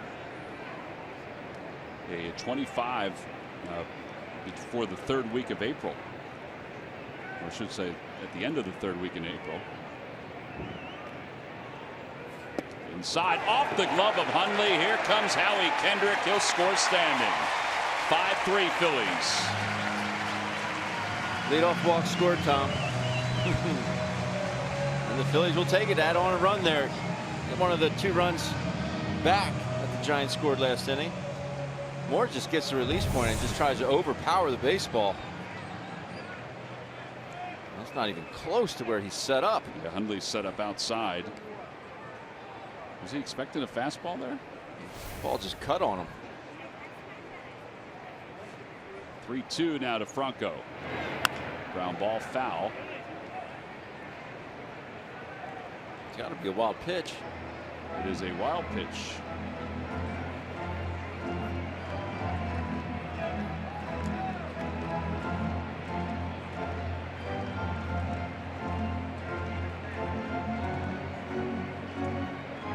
What are you calling here? Catch?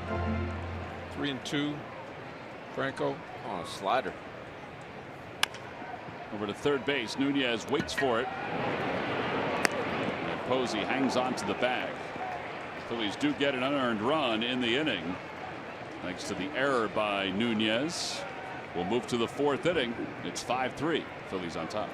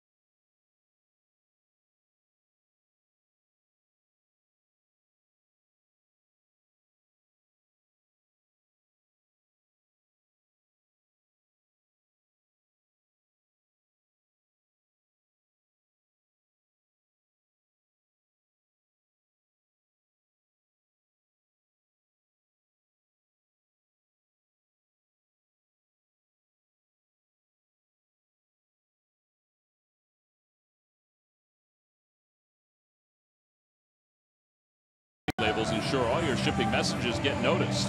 Perfect for any priority message, and WB Mason delivers the same day when you order by 11:30.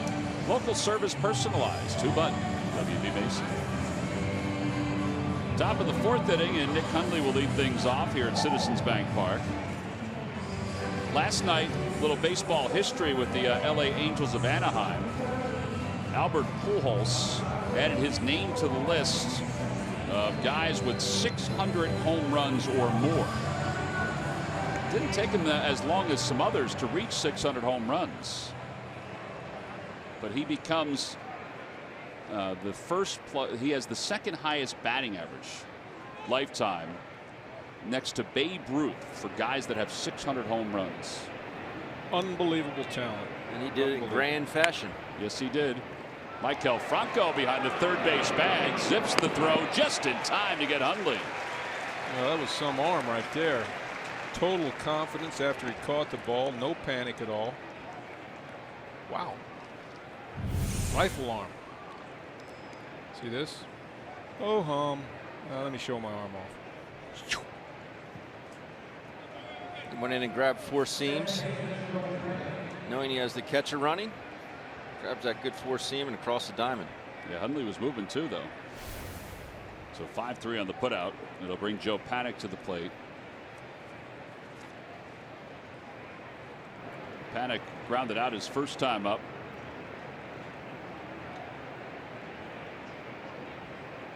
And he takes inside and low, 1-0.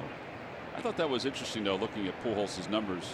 That with the guys that have hit 600 home runs, he has the 2nd highest batting average to Babe Ruth on that list. I mean, that shows how good a player he has been. But not only a home run hitter, but a 300 hitter. If you go back and look at his lines in his career, it's hard to believe there's any better. I mean, for a right-handed hitter, scary good. Mm-hmm. 9th all time now with 600. Next up, Sammy Sosa, as Panik floats it foul down the right field line. But it's 1-2. When you retired, Mike, were you thinking about 600 at all? I mean, no. Did that cross your mind at all? Not when I retired. Needed 50 more. I really wasn't thinking about anything, actually, when I retired. I guess was happy. I was 7th. It's pretty good. You were 7th. That's darn good. Now I'm 15th, I think, or 14th, something like that. Carl, how those Pujols numbers look? Got a thumbs up and a smile. See Carl down there looking at Albert Pujols' baseball card. I'd say on that list, though, the guy that I did not like catching behind the most was Barry Bonds. Off the 3rd base line, Franco toward the railing, leans over, makes the catch. 2 outs.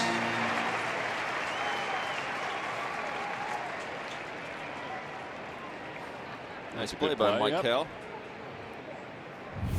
Got to the spot.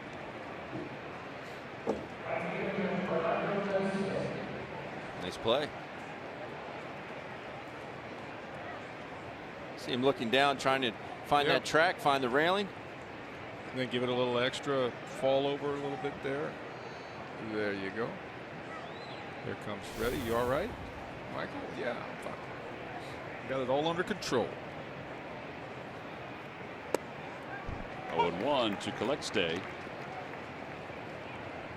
We had that discussion last night about the really good hitters not missing their pitches. Those guys on that list, they didn't miss a whole lot of pitches. I started telling a story about we were in St. Louis, and I was fortunate enough to catch Mark McGwire for his 500th and 501st home runs in the same game off Andy Ashby. And Boch went out to get him, and we actually ended up winning the ball game handily, but he hit 2 solo home runs. And Ash said, you know what, you cannot make a mistake to this guy. I remember being on the mound because it was a big moment for him, obviously, and for the fans of St. Louis. Ellingson bends down, picks it up, and gets to first base before Colexte. A couple good plays there, but I remember Andy Ashby saying, you make a mistake, this guy, it's a home run. Yeah. And for being as big as he was, his swing was terribly short. Marcus? Yeah, it was. Powerful. Well, Hellickson was powerful picking up that baseball and getting to the bag. It's a 5-3 Phillies lead.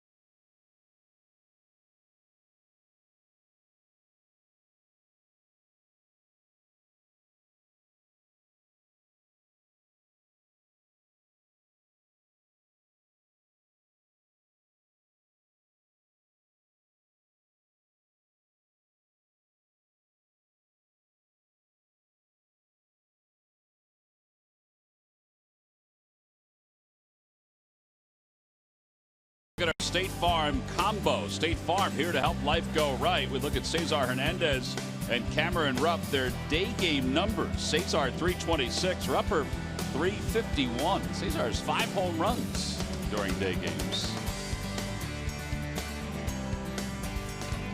So far today, Cesar has been on base twice. He's doubled and scored. Cameron Rupp had a single to left field his first time up. So that's been able to add to his numbers. And now we begin the fourth with the Phillies up 5-3.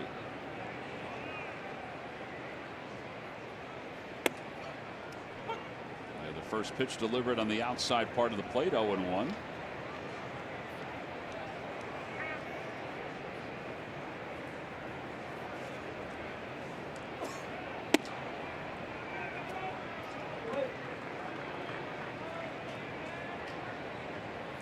Phillies will hit the road after this. They've got 4 in Atlanta. Our first time to see SunTrust Park beginning tomorrow night at 7:35. And then 3 in St. Louis. It's kind of an odd trek. Atlanta over to St. Louis, then up to Boston.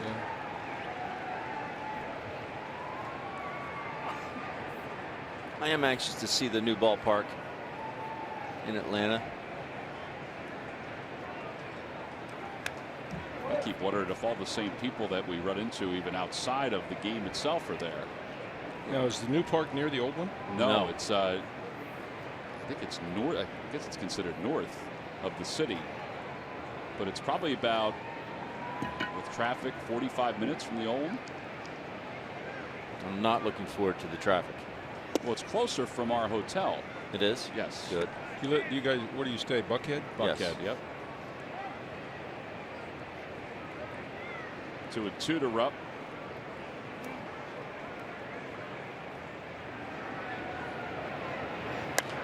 Cameron pops it up. Posey, I don't think he saw it right away, but now he's got a gauge on it and makes the catch. Well, Freddie Galvis provided us with a piece of our Toyota turning point back in the second inning. 2-run homer. It's a little cutter there by Matt Moore. Cuts back right into his barrel. Freddie doesn't miss it. He's been hot. A couple knocks last night. Big 2-run homer there. That's your Toyota turning point.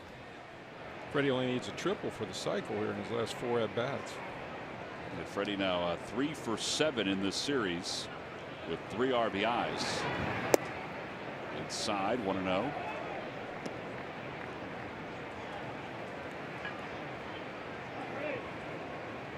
It has been nice to see Freddie's average at 234, but he was 5 for his last 36 before yesterday's game.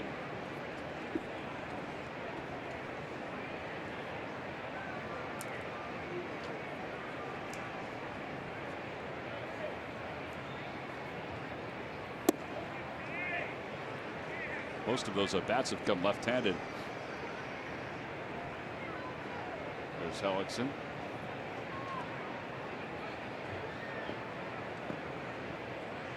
Turn the home run hitter loose here.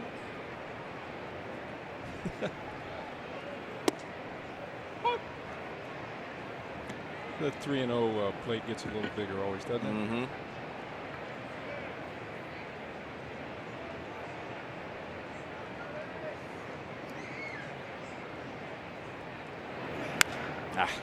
Fly ball, shallow left center field. And Crawford is under it. 2 away. That'll bring Hellickson to the plate. Phillies baseball is brought to you by Nissan. ShopChooseNissan.com. By Jefferson Health. Call 800-JEF now or visit jefferson.edu. And by your local Ford store. Check out every new Ford car, truck, and SUV crossover. Go to buyfordnow.com.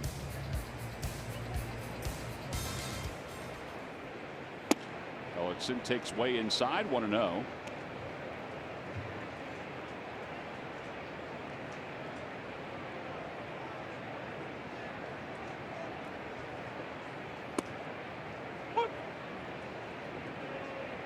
Strange stance for a pitcher. Oh, he came out of his old high school days as a slugger in high school.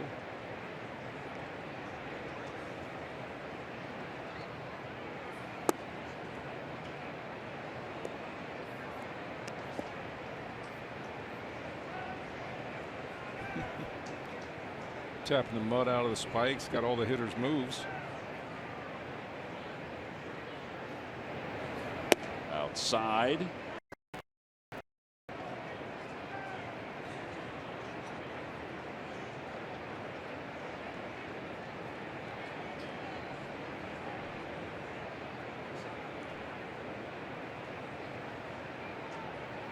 And a line drive, base hit it to center field. So these moves are all for real right there. Yes, they are. Yeah, they are. We're not very happy about that. Just as Jeremy wasn't when he gave up the base hit to him. Exactly. Takes his high hands and gets right to the baseball. Tries to get that ball in. You see Hundley set up inside. That ball splits the plate. Good swing there by Ellie.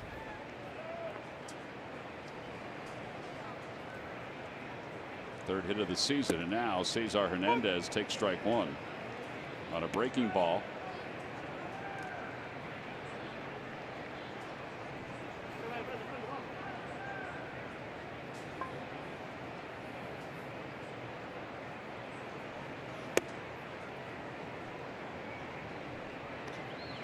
Well, he is just missing on some of these pitches, a lot like Hellickson, but as we saw, he is just missing.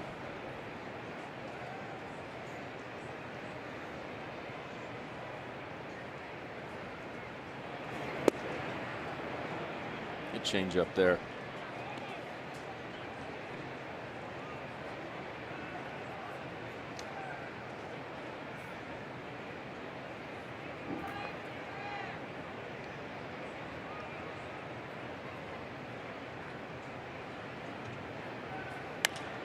Fly ball right field. Collects day. Wanders around. No runs, 1 hit, and 1 man left. We're through 4. On to the 5th inning. It's 5-3. Phil's on top.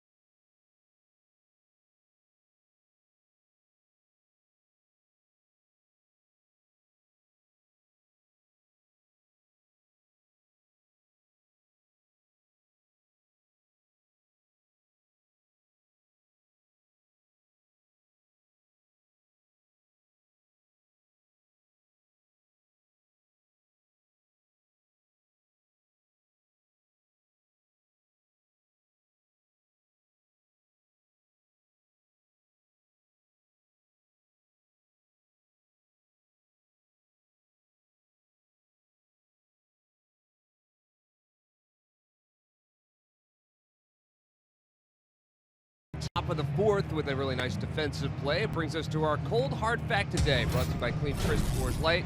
Jeremy Hellickson has not made an error in his last 46 starts and has only one error in his last 69 starts. He also has not made an error since being in a Phillies uniform. That's 43 starts. It's the longest streak for a Phillies pitcher since Cole Hamels went 56 straight games without committing an error. And we remember he's an excellent fielder. 2012 after he won a Gold Glove in 2012. So excellent fielder Jeremy Hellickson. He's been showing it in the Phillies uniform, guys. I was surprised that he didn't win another one after that, just because we say it's hard to wrestle them away. But we have seen that, just as Murph said, we've seen the good hands, his ability to get in position to field. And that came into play in the top of the fourth inning when that inning came to a close. He's a good athlete, and you can't say that about all pitchers, but he's a pretty athletic guy. We just witnessed that. He got a nice base hit, but he fields his position, gets done pitching, making his pitch, and he is, like you said, Tom, in a very good fielding position, much like Greg Maddux, who was just seemingly always in the right spot off the mound. He got a very athletic pitching staff. Eichhoff's a good hitter. Eflin, good hitter, good fielder. Not to mention Aaron Nola. Yeah, Nola. Tomlinson pitch hitting for Matt Moore, and he gets one on one out to second, one away on one pitch. Velazquez. Yeah, Vince is an excellent athlete. So now to the top of the order for Denard Span. There's bullpen action, as you see. Tomlinson pinch hitting for Matt Moore. George Contos is warming up in the pen. And now Denard Span. By the way, speaking of birthdays, today is Aaron Nola's birthday. I don't know, Ben, if you saw him today, if you wished him a happy birthday. I did not see him. Mike, did you wish him a happy birthday? Didn't see him. Okay. Well, now if you see him, you can. Inside, 1-0. So happy birthday to Aaron Nola. Murph's dad, Bill, is celebrating his birthday today. So Big Bill, happy birthday. God bless you for putting up with Murph for all these years. We know how difficult that is. My wife, Meg, is celebrating a birthday today. Wow. 29 again. Did you wish her a happy birthday? I did. What did you get her? Sunglasses. I didn't get them for her. She's getting them herself. I can't say that I could pick out the best pair of sunglasses. Down the right field line for Span. Oh, it was almost a great grab by the guy wearing the Tiamo jersey. That was very nice of that lady to tell the gentleman to give the baseball to the guy with the Tiamo jersey. People helping people, Tom. Give it to that nice young man.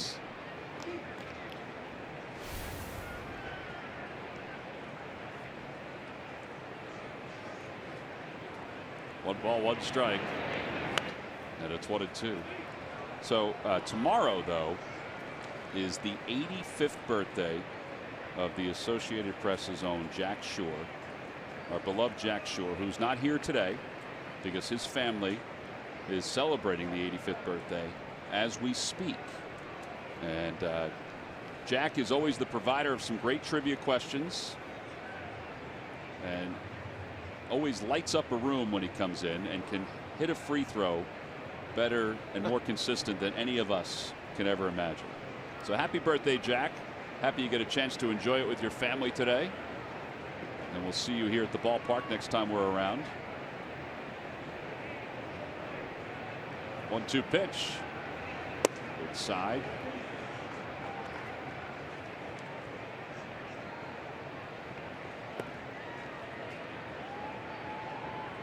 I don't remember Jeremy throwing a curveball today. He threw 2 in the first inning. Or in the second inning, I'm sorry, and that was it.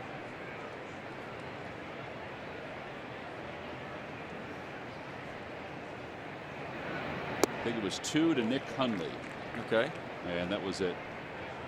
This is a pitch he only throws one out of every 10 times, but I just, for some reason, don't remember those to Hundley.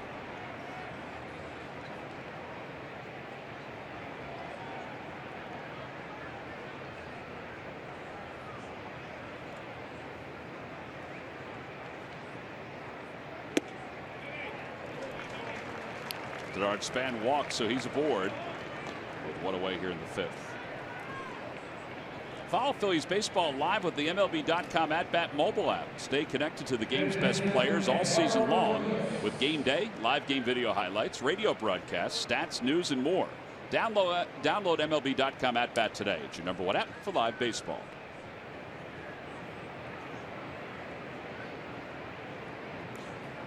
It's amazing what confidence pitchers have in their changeup nowadays, isn't it? I mean, they throw it as much as they throw the fastball.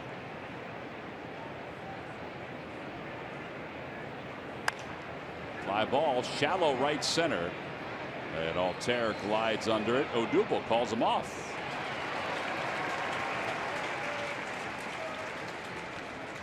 Two outs. Odubel went a long way for that ball, but He did.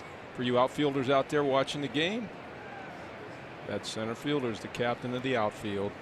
If he calls it, you got to get out of the way.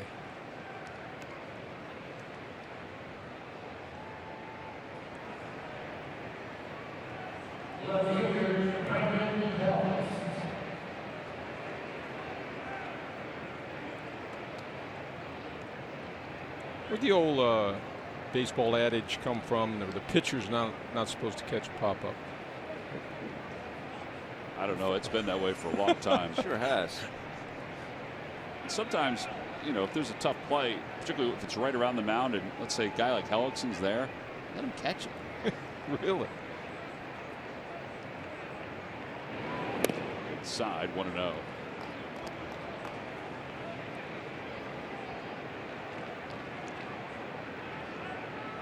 Nothing will beat the way Cliff Lee caught that one little pop up. That was in the World Series. In the World Series.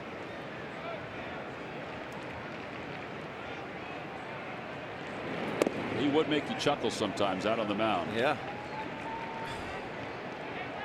Don't I remember a couple of Cliff Lee plays on the mound? I remember the one you're talking about, but wasn't there another one where there was a little humpback liner hit right I think it was back against at the him? Giants. Yeah, I think it was against the Giants. Just total nonchalance, right? Mm-hmm. Total nonchalance. That's what he was pitching really well, though, so he could be nonchalant. Give me a replay of that play now. I'm trying to picture it. Did he barehand it? No, he kind of The caught one it against the Yankees, he just put his right hand, which was his glove hand, just off to the side of his hip, like a basket catch. Like a basket catch with his head tilted at the side. Remember watching that, and I said, "Did that? Wait, yep, that just happened." Yep. The biggest stage in the world. That's where you knew that game, at least. That game was over. Here we go. Johnny Damon gets jammed. And he just, yep. While chewing his gum.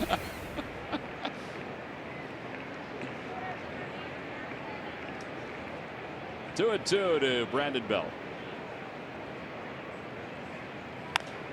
Popped him up, got it in. He broke his bat. Freddie Galvis says, "Stay away, I got it." Makes the catch. Well, Hellickson's had 2 good innings in a row. He leaves one over at first. It's not Bass. It's like some pineapples. It's certainly not Kiska.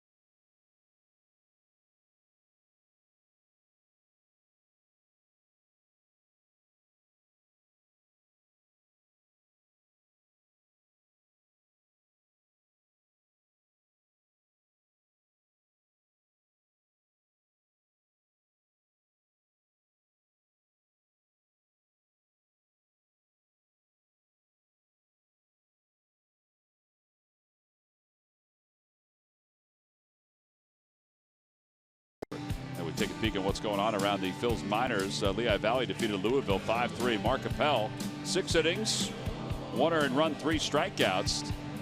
Reading defeated Akron. Nick Rickles, who is the new backup catcher for the Reading Fightins, 2 home runs, 5 RBIs. Clearwater defeated Charlotte, and Lakewood lost to Asheville. David Martinelli, 2 hits and 2 RBIs. There's Odubel Herrera. He'll lead it off. It'll be Herrera, Kendrick, and Joseph. And the new pitcher is George Cantos. His 25th game. 0-2 with a 3.75 ERA. Real quick down in Reading, Drew Anderson, who we saw in spring training a couple times. Hard-throwing right-hander, had some arm problems before. 5 innings today, 4 strikeouts, 3 hits, and 1 run.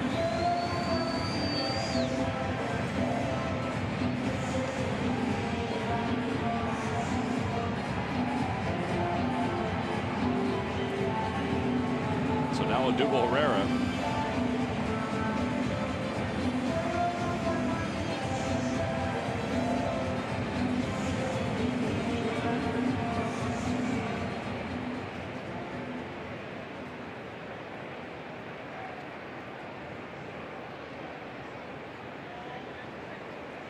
Odubel is 1 for 2. Takes upstairs 1-0. I think Bruce Bochy's probably as frustrated with some of his starters as the Phillies have been this year with some of theirs. Moore only goes 4 today, 6 hits and 5 runs.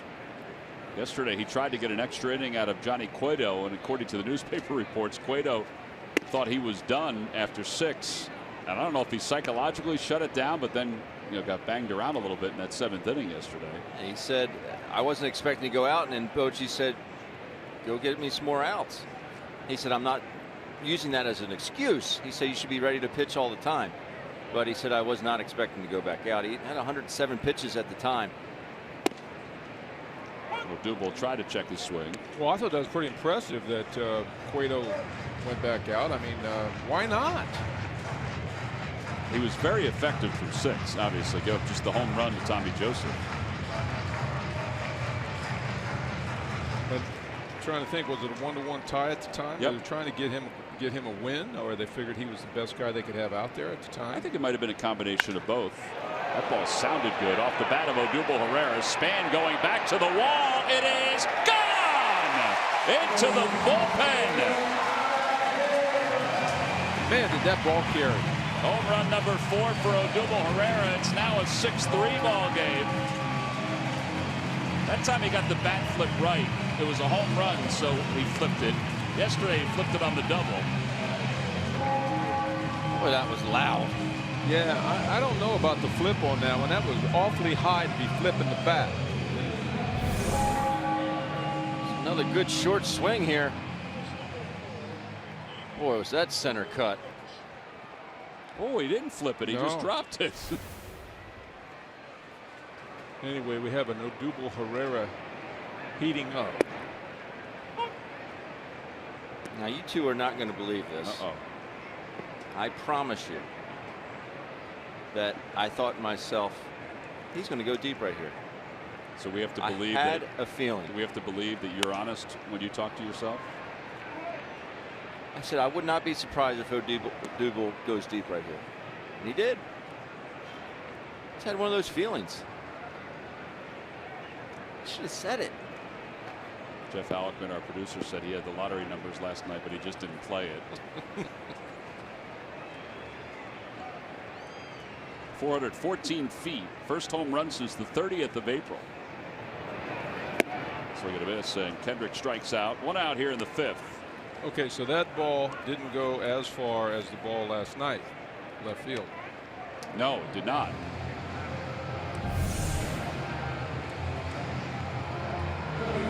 I'd agree with that. Boy, did he get his hips into that swing, huh, Mike?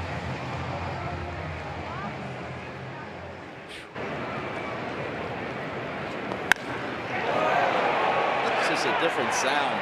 Well, the thing he does that, we kind of never did when I hit. I know I never did. Is his hips, the firing of his hips, lead his bat to the ball, as opposed to we talk about hands. Use your hands. Use your hand.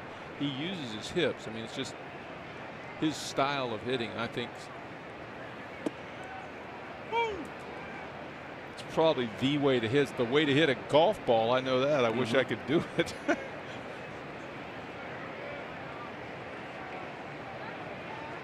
It's Ted Williams' theory on hitting.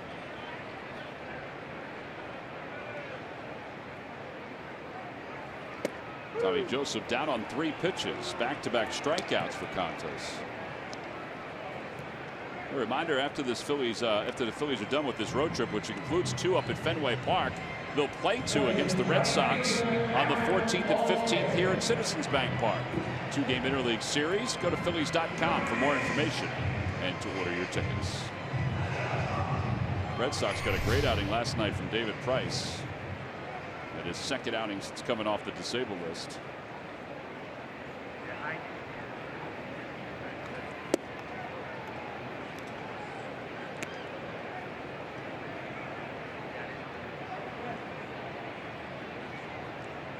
That'll be a huge boost for that ball club.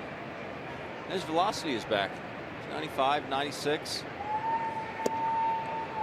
0-2. Contos must have a sharp slider. Late breaking, sharp.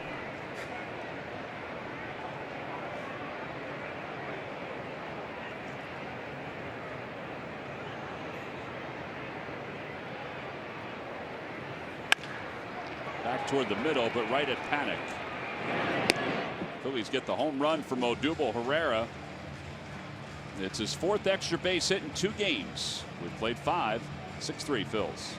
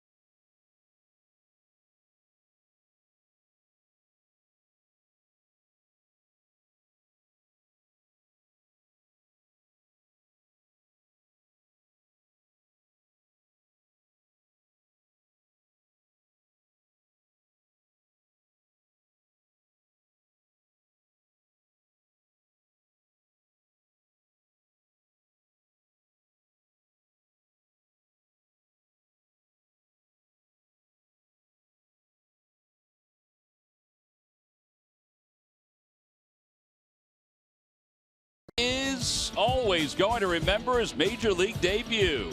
After being drafted in the 4th round of the 2013 draft, 3 years, 11 months, and 28 days later, the 25-year-old reached every kid's dream. Ben Lively took the mound at Citizens Bank Park and was very solid for 7 strong innings. The right-hander allowed just 1 earned run, only 4 hits, and did so without a strikeout. His 98-pitch performance was one he and his family will never forget. And it's brought to you by Independence Blue Cross. Live fearless. Well, once again, the Fanatic is trying to learn on the fly. That's the Bucks County Technical School dance team. Entertaining everybody in between innings. We go to the top of the 6th inning. There's Ben Lively. He got a chance to enjoy probably a very nice night after picking up his first major league win. And got his first major league hit, too. Phillies pitchers have not made a habit this year of going at least into the 7th. Well, he not only went into the 7th, but finished the 7th inning. 2 balls, no strikes to Posey. Whacks it foul. 14 of 26 first pitch strikes, only 4 3-ball counts. He walked 3 and hit 1 batter. Pete liked his demeanor out on the mound too.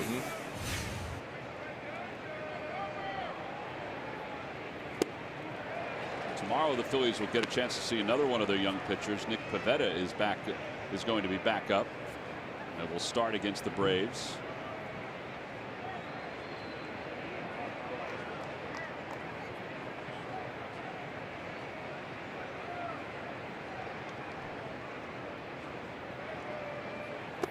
Three and two to Posey.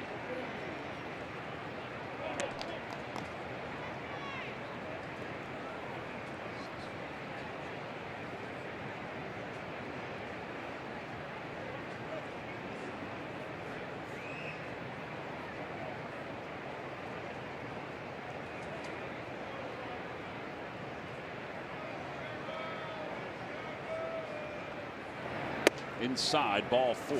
And Hellickson walks Posey. Check in with the Eagles before the Phils game. Watch Quick Slants to break down all the action at OTAs. Tomorrow at 6 only on CSN. All right, so that's 6 3-ball counts now, or 6 full counts, I should say. And looks like Pete's going to start the bullpen at Chernin.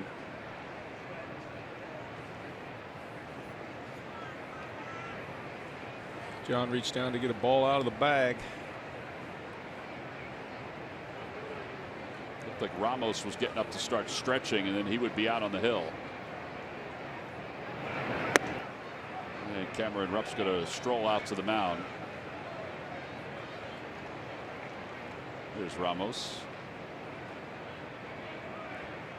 It looked like Jeremy had fixed whatever was his issue in the third, in the 4th and 5th, although he did walk one guy. But he was able to get a few ground ball outs, some weak pop outs to infielders. And now he's looking like he's out of sync again.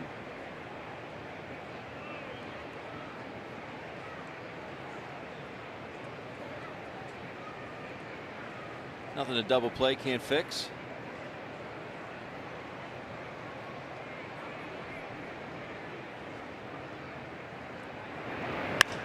Out to left field. Howie Kendrick going back, and it is gone. A 2-run opposite field home run. And just like that, it's a 1-run game again, 6-5. Wow. That was a liner. Shortstops never used to be able to go opposite field when I played. Wow. That got out in a hurry. Sure did. Here's the pitch, folks. Tailing away right down Broadway. Most likely would have been a double play ball if he tried to pull it. Yep. And look at that camera work. Great. That is an amazing shot, guys. Amazing. That is cool. Well, Bob is out to try to get him back on the rails with nobody out here in the top of the 6th inning. And Nick Hundley is the batter. The walk loom's big now.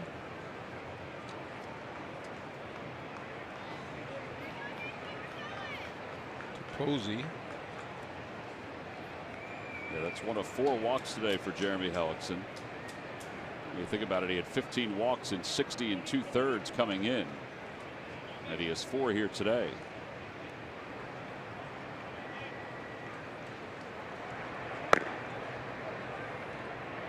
Hundley's 0 for 2. He struck out and grounded out. Outside, 1-0.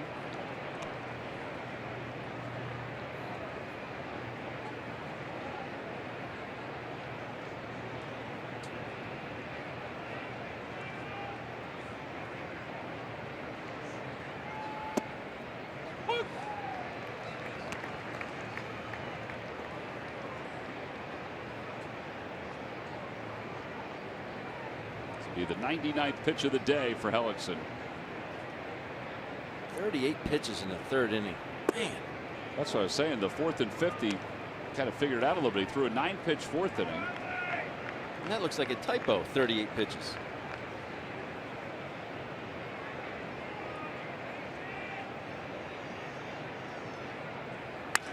A liner foul. Boy, thank goodness that hit a rail. Got to bring your glove, people on the rail, both sides.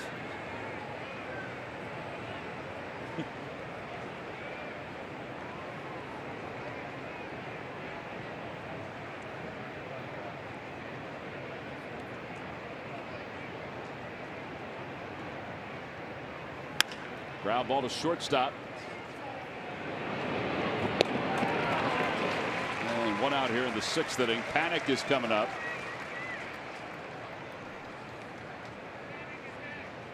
Good change up there by Jeremy. And Hundley way out in front.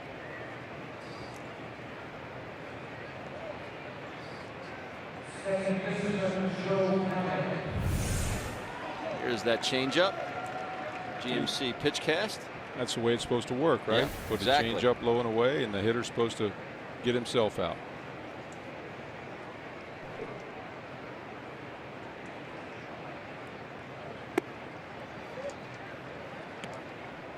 Panic is grounded out. He's also popped out. So 0 for 2.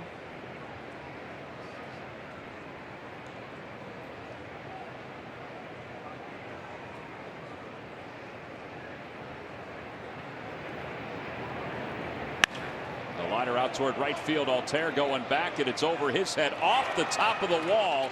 It hit the brick, and Panic is hustling to second base, and he'll stop there. Never seen a ball bounce back that far. Yeah, I'm with you. It's few and far between. Pete Buchanan is up at the top step, so that may be it. And he's going to come out.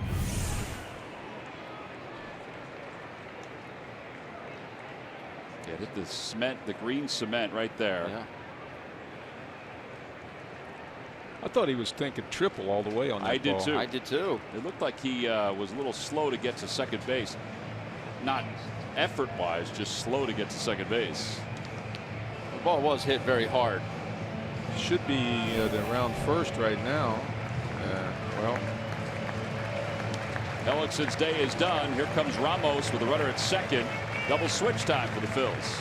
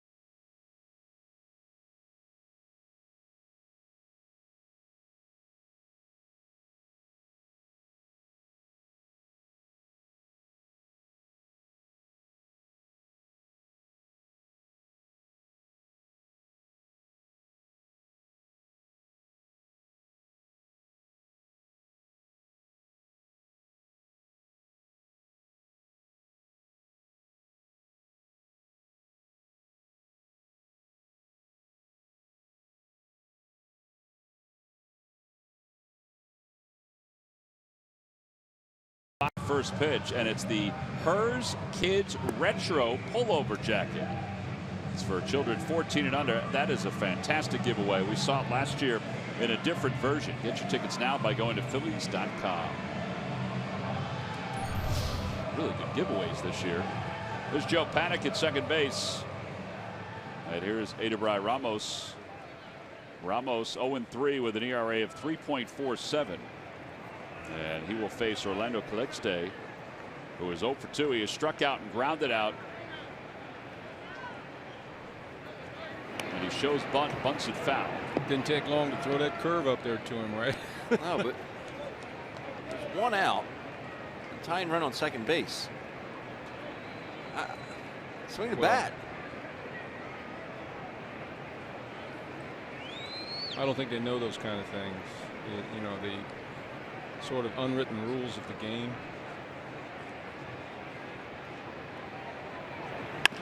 Over to left side. Galvis has it. 2 outs. 6-3. Galvis to Stassi, who's in on part of that double switch. And Aaron Hill will pinch hit.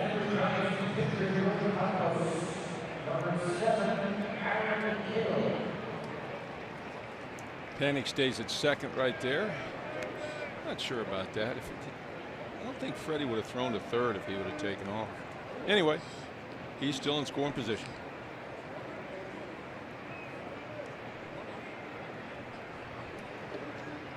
Aaron Hill yesterday pinch hit and singled. An RBI single in that 9th inning. We saw those good numbers career-wise. Pinch hitting.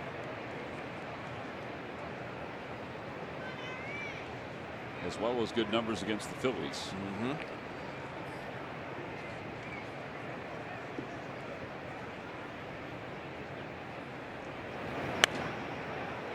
All right, I got a question for you guys. All right. Aaron Hill played with Goldschmidt. Yes. Ask me, or tell me where he got that stance. I was watching it yesterday, and I was trying to remember if when he was with the Blue Jays, if that's how Aaron Hill stood. Because I thought the same thing, and I also thought a little Posey, which we've talked about. The Goldschmidt's stance is a lot like Posey. It is. And I just can't remember if he batted that way before he went to Arizona, or if, as you said, Michael, if he just picked it up. I think that's what it is. I think he picked it up there. Talked in the opening about watching other good hitters. This guy is one of the best hitters in the league, so maybe I'll try his stance. Swing and a miss. 96 on the high heat from Ramos. Well, he does his job. He puts the fire out after the Giants scored 2 and had the tying run in scoring position. 2 runs on 2 hits and 1 man left.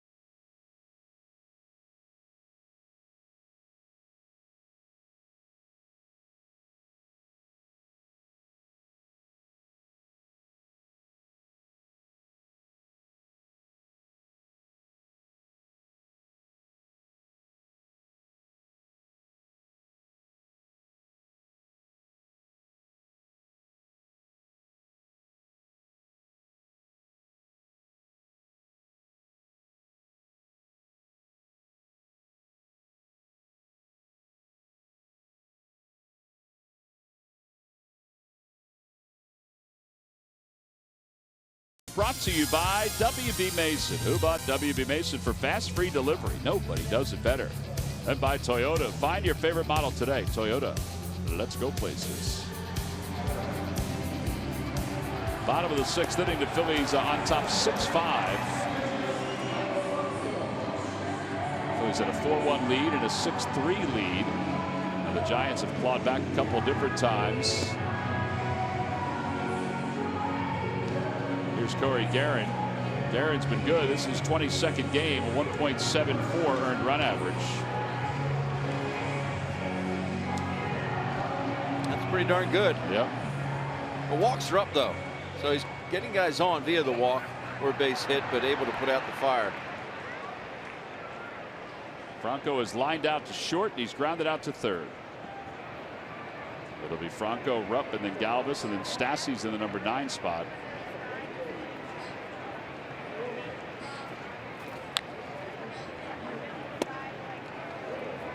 One to Franco.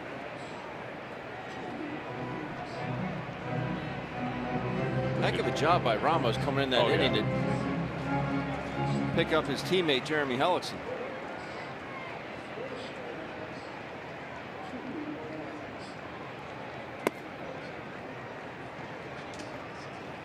Well, Bruce Bochy's team, as we mentioned, tied for 4th with the San Diego Padres.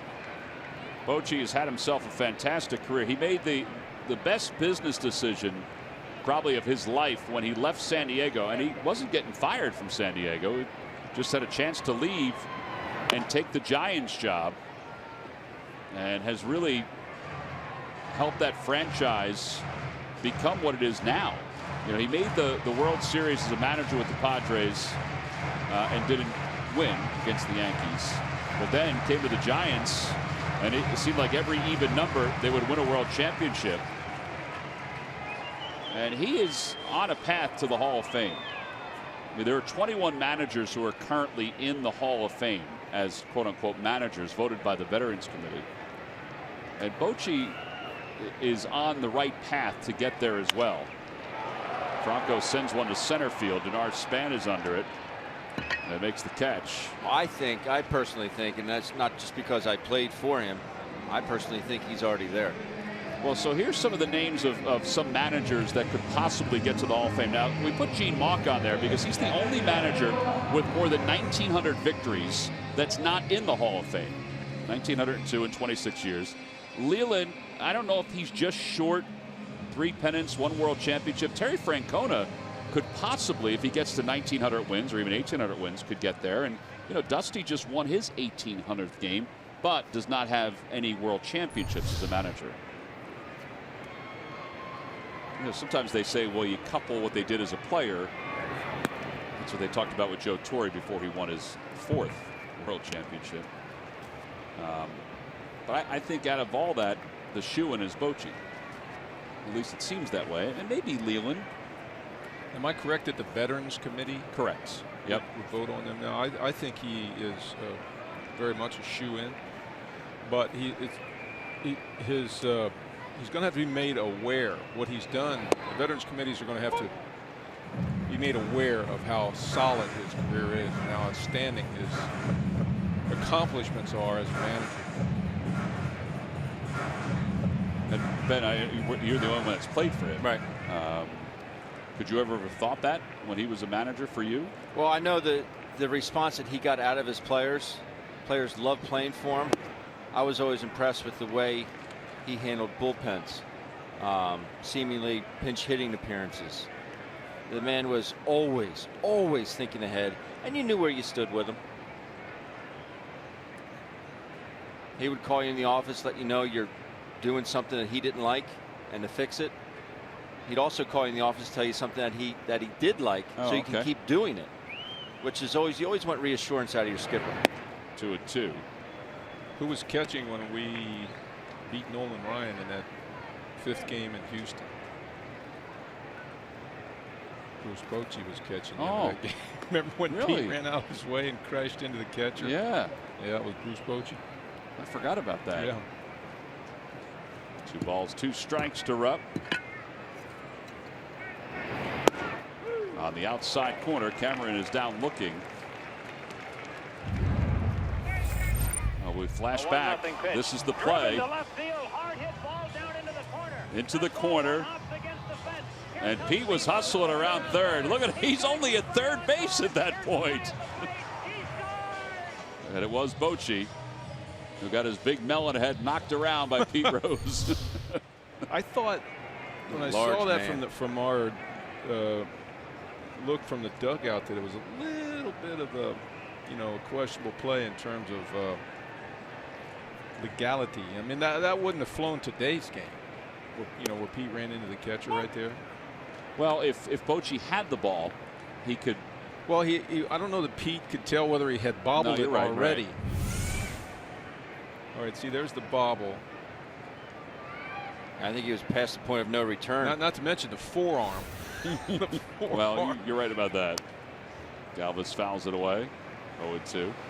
I always kept my mask on. Always. If he catches that ball, Pete's out, right? Right. I was happy to hear that he's had some heart-related issues over the last couple seasons, but he's feeling better. Doctors think they have everything under control. I wonder how many more years he'll do it. No balls, 2 strikes to Galvis. Outside, 1-2. You know, that list included Gene Mauch, and he's less than 500 as far as his record goes. It's amazing how long he was around. Everybody around here knows him from the '64 season. But I found that remarkable that he's the only manager with 1,900 wins that's not in the Hall of Fame. And there are some that don't have 1,900 that are in the Hall of Fame.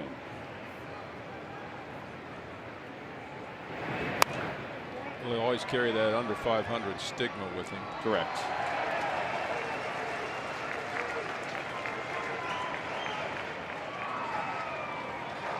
Was he with the Expos when you were? Yeah. And he had 64, but he had 86 also with the Angels. That's right. Booney loved him. Booney played for him out there. Yeah.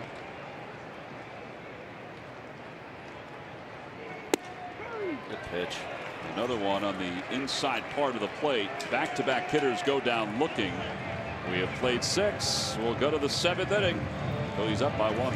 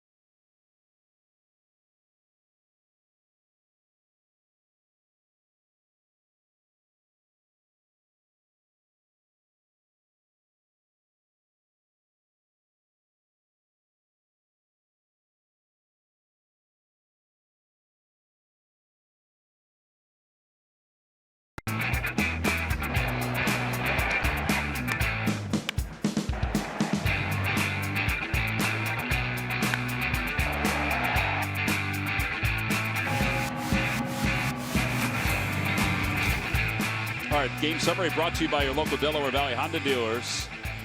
And Matt Moore lasted just 4. Jeremy Hellickson went 5 1/3, allowed 5 runs, 3 earned. Freddie Galvis has a 2-run home run today. And Odubel Herrera has a solo shot and a double in today's ball game. So the Phillies have the lead as we go to the 7th.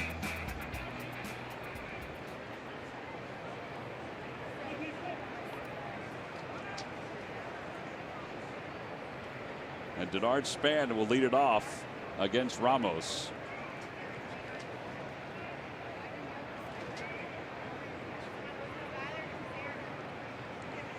Outside, 1 ball, no strikes to Span, who has flied out to center, has walked, and has scored a run after reaching on a fielder's choice.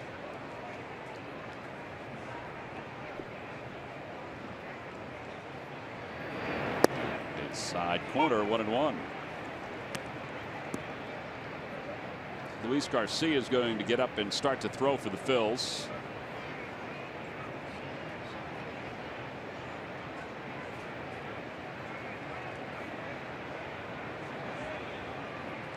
So is Joely Rodriguez. Breaking ball, and it's 1-2.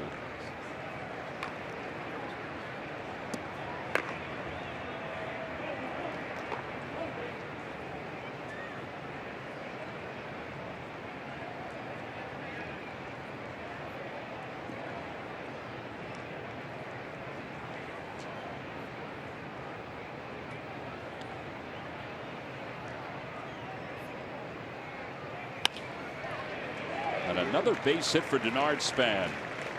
And another one that comes with 2 strikes. So leadoff single here in the top of the 7th. Time now for our Jeep Stump the Fans trivia quiz answer. All right, guys, here we go. Who holds the San Francisco Giants record for most innings pitched in one season? It came back in 1970. Well, he was known for putting a little something on that ball. Yes, he was.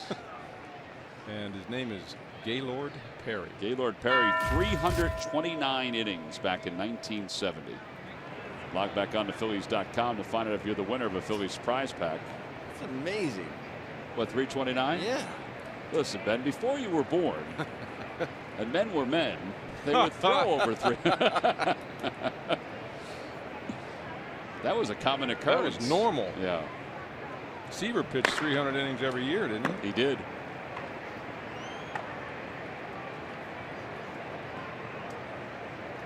How about Robin Roberts? Hey, Robin Roberts, your old teammate Steve Carlton would go 300 from year to year. Bob McClure out to talk to Ramos. He's buying a little time out there, Mr. McClure. Mark Rippinger gave him a lot of time to get his point across. You look at someone like Randy Johnson, who obviously some say he's the best left-handed pitcher of all time. Even his innings pitched when he led the league, 271 and 2/3, 260, 248, 249. Yeah, it started trickling down at that point. But 329, man. You get 200 innings now, you're a star pitcher. Here's Nunez. Nunez is homer today. Fouls that one away. It's 0-1. Should I say a valuable pitcher? It's 200 innings. How many innings Hellickson pitched last year? It was less than 200. Was it? Yeah.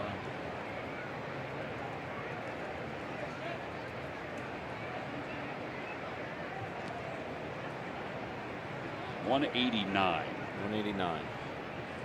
He had 173 hits allowed, an ERA of 3.7. Fly ball center field. Herrera on the run, back toward the track, to the wall, and he's got it. 1 out. It's kind of a weird swing. It was like ball backed up or did something strange. Everybody's looking at the scoreboard right there. Here we go. Hanging curveball. A little more top hand and good night, huh? Wow. You know, it didn't sound the same way as Odubel sounded before. No. But it did carry. So Pete's going to make a pitching change. Ramos will be lifted after getting the first out here in the 7th inning. And with Brandon Belt due up, Joely Rodriguez is coming in. We'll be back to Citizens Bank Park right after this.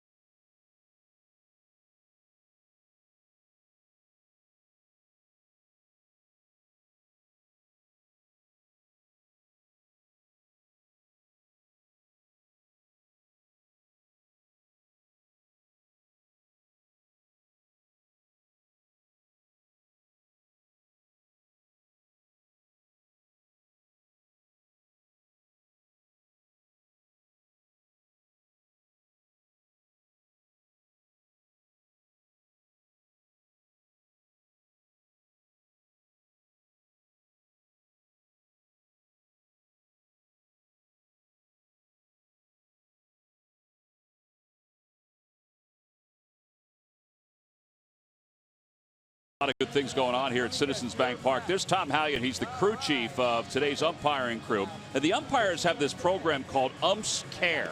And with that, in conjunction with Casey Cares, they invited 9-year-old baseball fan Matty Curtis, who's a huge Phillies fan, to come out to the ballpark today. They got a tour around the ballpark and into the clubhouses, not only the umpires' clubhouse, but also the Phillies clubhouse, into the dugout, and then got a chance to be out on the field with Tom and the rest of the umpiring crew, just to make a dream come true. We saw Matty walking around the ballpark today. It was a great moment. It's a great cause, and the umpires, as Brandon Belt is hit by a pitch to put runners on first and second, and he's hit for the second time in this series. And Joey Rodriguez may be lifted right after this because he was coming in just to face the lefty. But anyway, if you want to find out more about the umps cause, you can go to umpscare.org. There's Tom Hallion. That's a tough one. One pitch, hit a batter, come out of the game. That was a pretty that hurt. Nasty, a lot. Way in there fastball. Well, Luis Garcia is coming on. Giants have first and second with one man down. We will be back again right after this.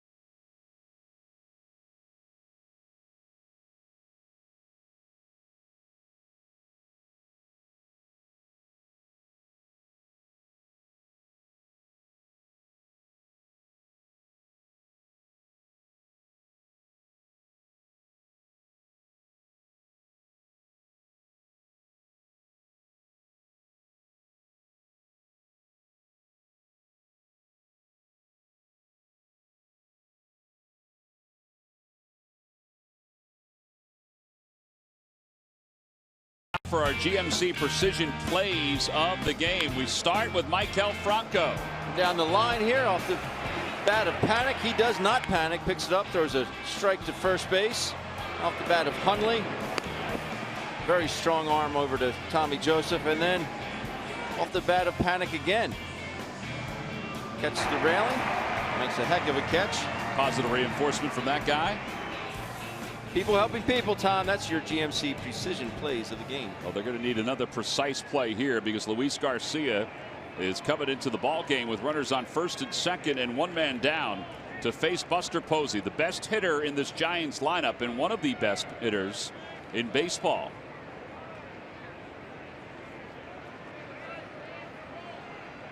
It's a one-run game here in the top of the seventh inning. Garcia delivers a fastball up high, 1 ball, no strikes. Posey has walked today and scored a run. He also has a sac fly and a ground out.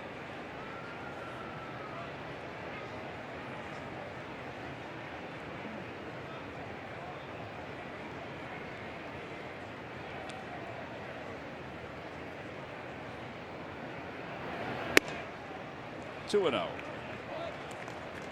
Not high? I guess it's high. I think somebody said something from the dugout. Number 10 down there. Yeah.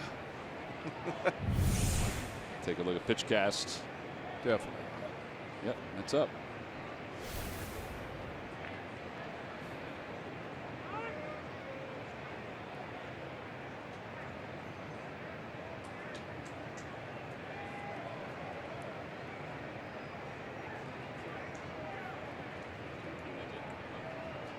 Tough to get in this position where you got to challenge him with a fastball, but you surely have to right here, don't you? I had 99. I'd challenge him. You like that? Put it this way, that's a good pitch. Excellent you pitch. You got confidence in it. Yeah. You know what Buster was thinking.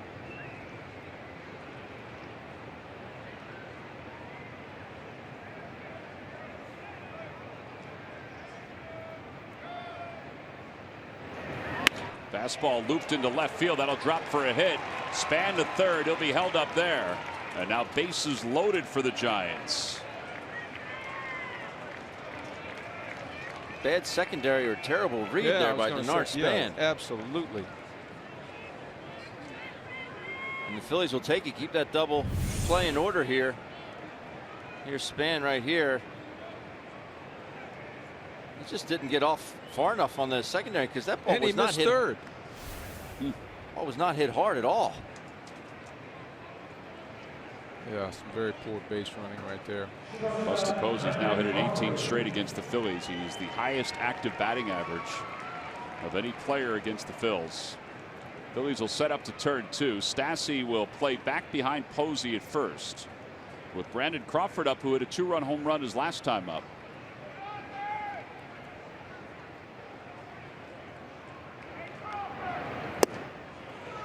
They have helped him with that 98-mile-an-hour fastball. Over the top of it, 0-1.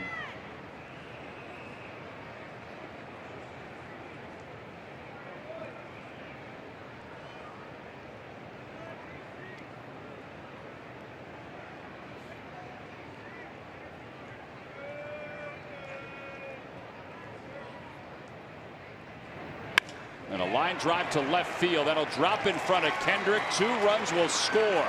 The throw goes to second. The Giants take the lead. It's a 7-6 ball game. 4 RBIs for Brandon Crawford this afternoon. Wow, Crawford got in tune to that opposite field with that home run, and that smoked that line drive in front of Kendrick in left field. Like a breaking ball, Ben. Got him to swing through that first fastball. Surprised he went with the breaking ball. Kind of a backup splitter. Change-up? Splitter just hung up there. Boy. 86.7 miles per hour. Yeah, you know, the fastball was 98 down and in. You figure he might just go back to that. Good play by Rupp.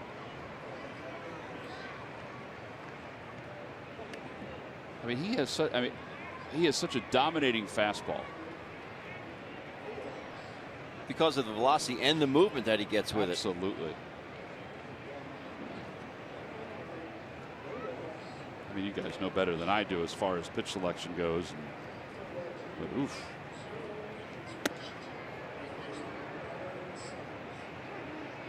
You know, it's funny, relievers.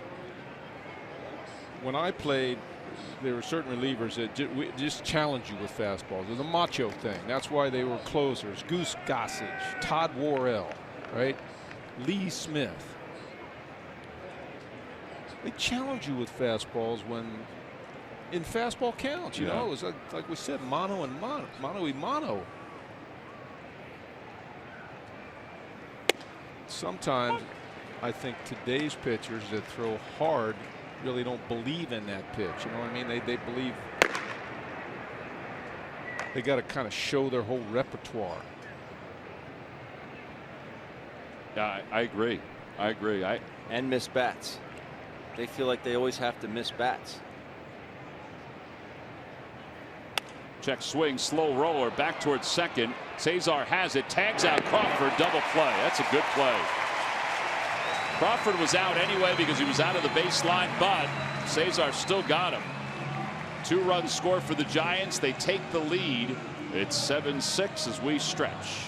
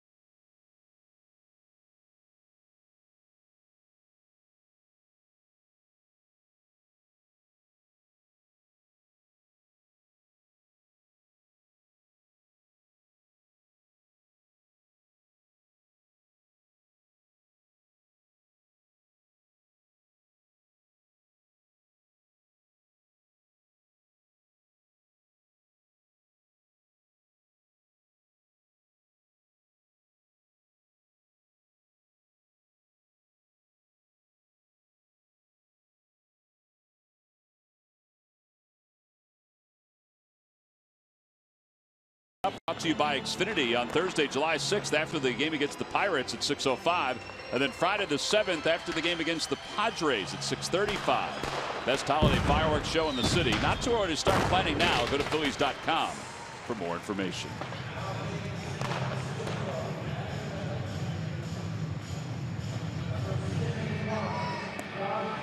Josh Osich is the new pitcher for the San Francisco Giants. At his 14th game, 3.46 earned run average. And all of a sudden now, the Giants have the lead by 1 run as we go to the bottom of the 7th inning. And if they're not able to get it back, they have that daunting task of seeing Mark Melancon in the 9th inning. Who has been very good despite the fact the Giants have not been very good. And Brock Stassi will be pinch hit for by Andres Blanco as we begin the bottom of the 7th inning. I asked Andres today, I said, I hadn't seen the lineup yet, and I asked him, I said, are you playing today? And he said, no. He said, I play later today. He said, I'll play later today. Here he is. Well, with the lefty in, Blanco, the switch hitter, bats for Stassi, the left-handed hitter. 6 in a row retired by the Giants bullpen since the home run given up by Contos in the 5th inning. First pitch outside, 1-0.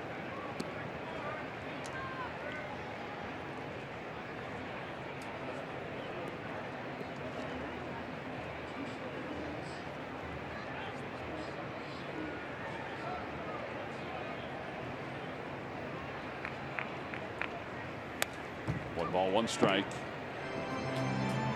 Contos went 1 inning, struck out 2, gave up the 1 run, the home run to Odubel. Guerin goes 1 inning, strikes out 2, does not allow anything. Set the Phillies down in order. Now it's Osich. Giants bullpen has been good despite the fact that they have not been a good team.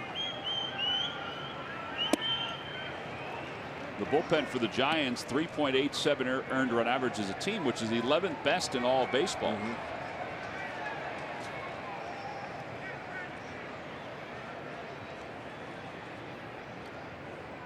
One ball, 2 strikes.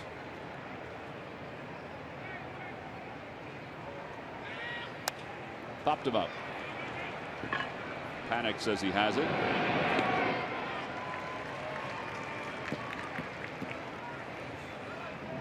Well, how we got to this point, you can just take a peek at the scoring summary. The Phillies were down 1-0 and then took a 2-1 lead in the bottom of the 1st inning. Howie Kendrick's RBI double made it 2-1. Galvis's 2-run home run made it 4-1. So 4-1 lead, and then the Giants chipped away. After it was a 1-run game, the Phillies scored 2 more to make it a 6-3 game.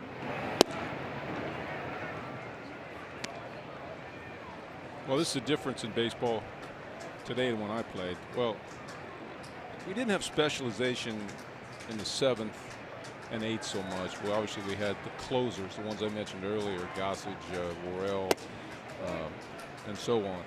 Now the hitter gets maybe 2 cracks at a starter, maybe 2 cracks. They're gone in the 5th or 6th, and in the 7th, 8th, and 9th, you got to face some smoke, right? I mean, it's true. You got to face, actually, you got to face 3 closers. Pretty much. And one could be from the left side, too. Yep. 2-0 is outside, 3-0. And you're always going to match up with your, 3, 4, 5 hitters. They're going to bring that nasty lefty to face your lefties. We saw Ryan Howard go through that for many years here.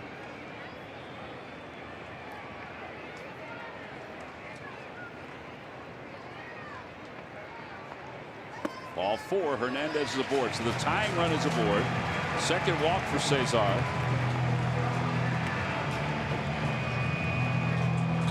And now Odubel Herrera.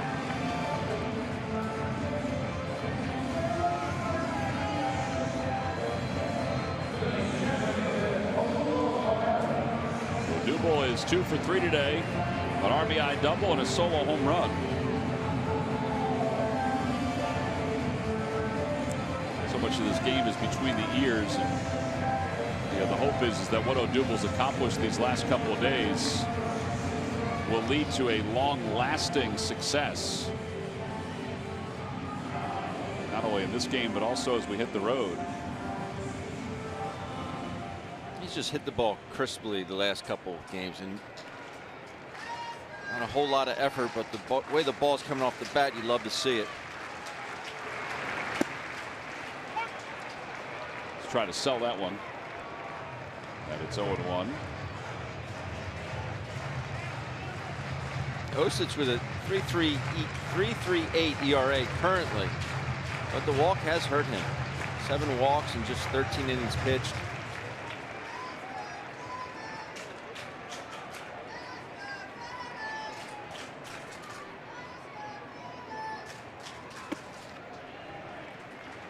You see, he's got a big arm. Opponents hitting just 182 against him.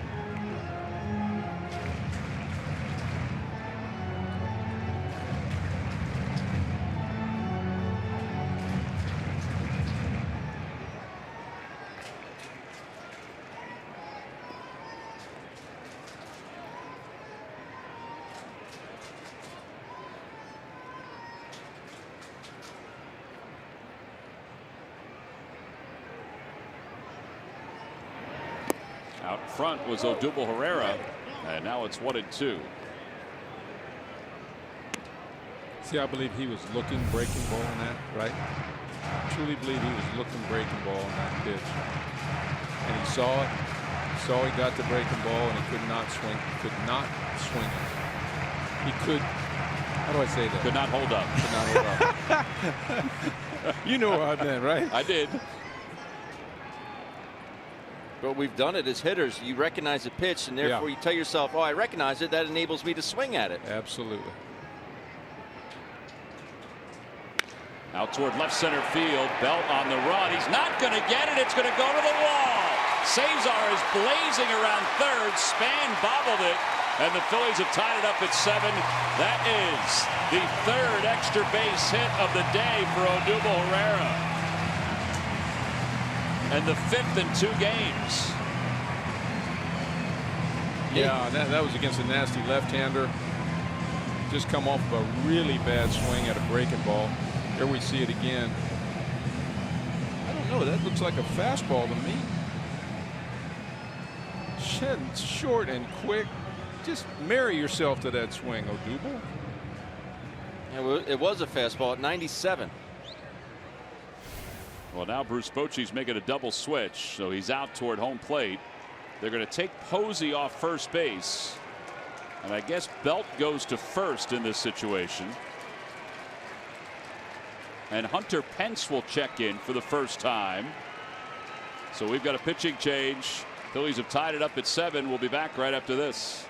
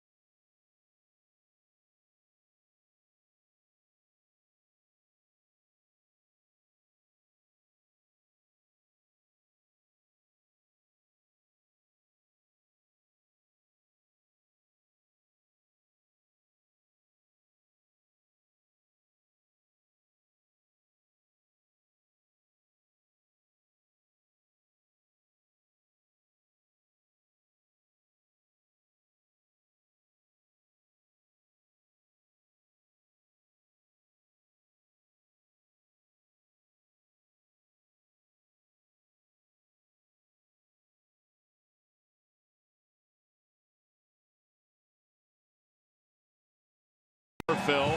Hunter Pence takes over in right field. In a 7-7 game with one man down, Derek Law takes over on the mound. It's a totally different battery with Buster Posey now catching for the Giants and Brandon Belt playing first base. They got changes everywhere. There's Posey. No rest for the weary. Friday, August 11th, when the Phillies take on the Mets as part of Alumni Weekend. All fans coming to the ballpark will receive the Pete Rose Bobble figurine. That's compliments of Toyota. Get your tickets now by going to Phillies.com/theme nights. There's the bobble. Did you ever ask Pete, Michael, why he wore a batting glove on his top hand at times? On that bobble was just he had a hitting left-handed, but he had a batting glove on his left hand, so his top hand. It's like he was playing golf. Never thought of it, tell you the truth. He didn't wear two? Well, on that, in the bobblehead, he's got, see that? It just has the batting glove on the top hand. Yeah, maybe there's a picture of him somewhere that they worked off of, and that was his glove that he used Look at inside his his fielder's glove. Look at his hair. All right, so Howie Kendrick will be the batter with the go-ahead run at second base. And Derek Law on the mound. And he hits that one sharply. Oh, picked on one hop by Joe Panic. That's a really good play. 2 outs. I know he barely had to move, but he had to move down and pick it up. Yes. Wow. All you can do is hit it hard, man. Wow. Hit that ball hard. Excellent play. There it is. Fastball smoked at the set. Whoa, what an in-between hop. Looked like it might have stayed down a little bit. Look at this. Well, no, it's kind of a short hop, but still a well-hit ball, well played. Oh, he did win a Gold Glove, so. Panic did? Yeah. So there's combination is Gold Glove all the way, huh? Panic, I didn't know that. Panic and Crawford. Buster Posey. So Herrera's at third. Daniel Nava pinch hitting. This is the pitcher spot. And Nava is hit by that pitch. He is nailed right on the leg. Derek Law throws hard. That was 94, and it was coming in fast. It hadn't started hurting yet.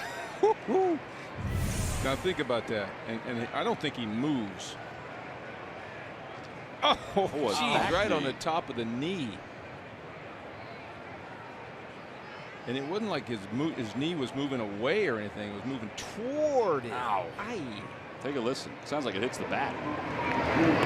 Oh, man, that's as bad as the one that happened at Mike. Remember Jeff Stone? Oh, yeah. Nolan Ryan hit him with a fastball in the shin, and it rolled back like a ground ball to the mound. Oh, jeez. Altair now with runners on first and third. And a breaking ball, 1-0. 3.04 ERA for Law. He turns his back on the hitter, and it might be a little concerning.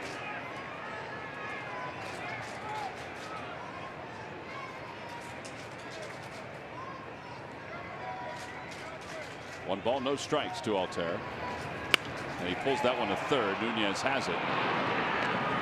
Phillies settle for the tie as they get a run on the RBI double by Odubel Herrera. They leave a couple. We'll head to the 8th inning.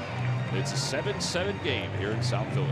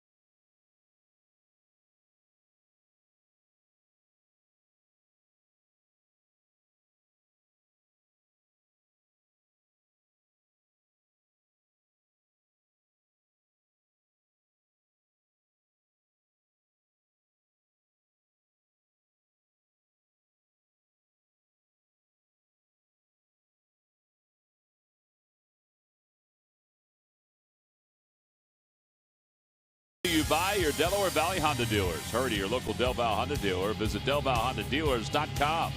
And by McDonald's. Now at McDonald's, an ice cold delicious soft drink is only $1. I'm loving it. Now Pat Neshek will take over on the mound as we go to the top of the 8th inning. Yesterday, Neshek, well, he faced 3, struck out 3. There was 1. Goes with a slider there. It's just unbelievable. Does it with gas there to Nunez. Mixing a few changeups. He's had it going all season. A 0.89 earned run average. Ben mentioned during the open today the only 2 runs he allowed. He allowed a single in an inning against the Nationals, and then 1 batter later a 2-run home run to Michael Taylor. Here he'll face Joe Panik, and then collects Day and Hunter Pence, the bottom third of the order for the Giants.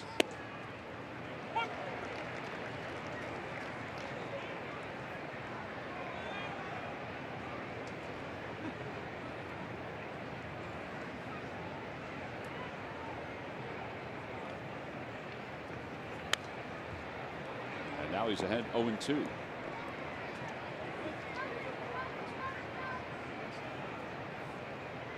That's the way he pitched yesterday in the game. Got ahead of hitters. Set him up, put him away.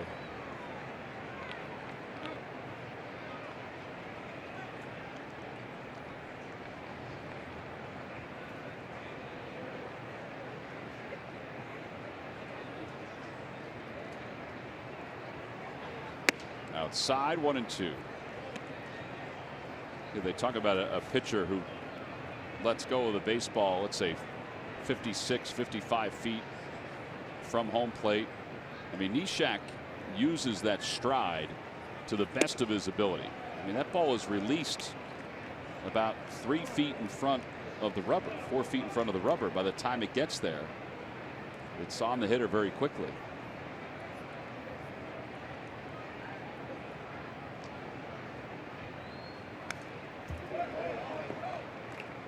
I mean, it's just, I know we talk about it every time he comes in, but it's awkward for us to watch it in the booth. But to be in that batter's box. Especially from the right side. That's what you said last night, from the right side. It's like he's releasing it out of his uniform almost. Brings that hand in. Try to change up, but it's a little high. 3-2.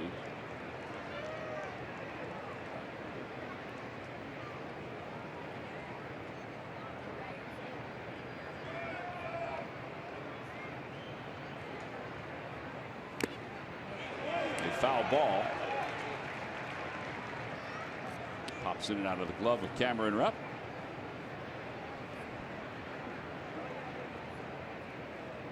Can't practice those. Why don't you come up with a machine, Ben, that you can teach kids how to practice those? Did you ever catch one like that and catch it in your bare hand? Never. I never have done that. Ball 4. Panik walks.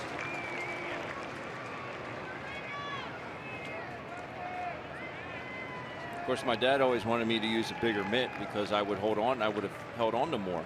I used the smallest mitt there was. Half my hand would be hanging out of it. Wasn't Johnny Bench one of the first catchers to have a break in his glove? Correct. I want to say that he designed that break. I don't know how you can be a catcher without the break in the glove. I really don't. Those old donut mitts. Yeah, well, don't know how you did it. As opposed to the old days where ball's butted foul. You know, like you say, a catcher's glove is like it's a like donut. It's like a tire, too. Right. I remember Mike Ryan had that glove, and well, pretty much everybody did back in the old days. Our bullpen coach in Chicago White Sox, Art Kushner, he had one. He caught Nolan Ryan's second no-hitter. 1 of 7.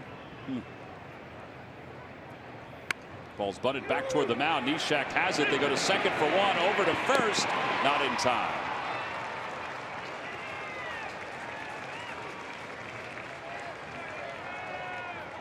He fires a strike to Freddie at second base.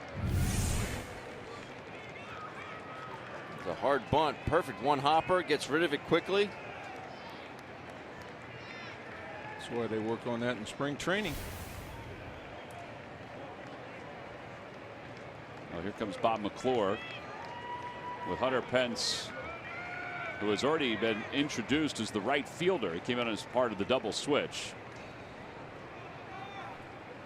So runner at first base, one man down. Let's check in with Greg Murphy. Murph. All right, thank you very much, Tom. Time for our unlimited baseball break presented by T-Mobile. Some injury news in Detroit. Tigers ace Justin Verlander got the start today versus the White Sox, but as he began the third inning, he was a no-go. He had to leave the game at that point. He had a tight groin. It was his shortest outing since 2014. That game right now in the 8th inning, they are tied at 4. And the Washington Nationals, well, they get their slugger back. Bryce Harper has served his 3-game suspension based on the brawl with the San Francisco Giants. He returned to the lineup today, and right now that game, early in that game, 1-0 A's right now out there on the coast. But that suspension is now served. The Nationals did go 2-1 without Bryce Harper in the lineup. Guys. You got two players right here that got to be the two most fidgety players in the game. Oh, Neshek and Good Pence. call, Michael. They're both pulling it. They're both about as uncomfortable in a uniform as you could be. Pence just got a really nice round of applause, too, from the Phillies fans. Here we go. That's great.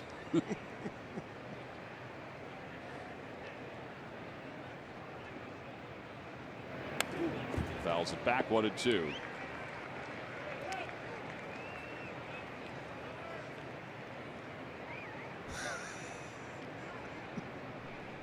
I gotta laugh. I had some fidgety things I did too, I know, but that stuff you got on under your uniform can be uncomfortable.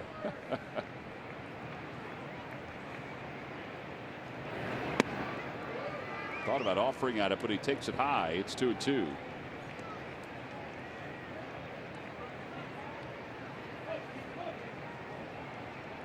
That is such a good call. So great.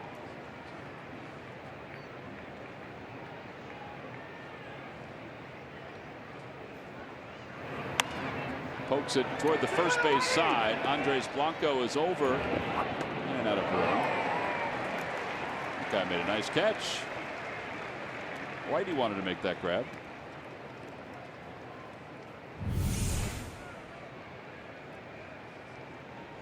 The glove. I knew I was smart bringing my glove.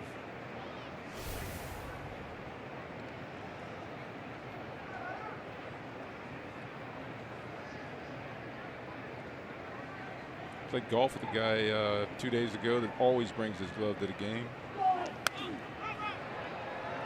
And he's gotten 6 or 7 balls. Really? Over the years. Yep. He said he fights for him. He goes. He'll run. He calls the ball. I got. Listen, you can catch the ball without a glove. I mean, you can, but it's going to hurt. Yeah. Yes. 2 balls, 2 strikes to Pence, and he fouls that one. Yeah, now would you have to have that stroke? Be a 290, 300 hitter. How's he do it? He keeps his bat in the zone. I know that. It's awkward, but he keeps that bat in the hitting zone. He's got a very flat bat.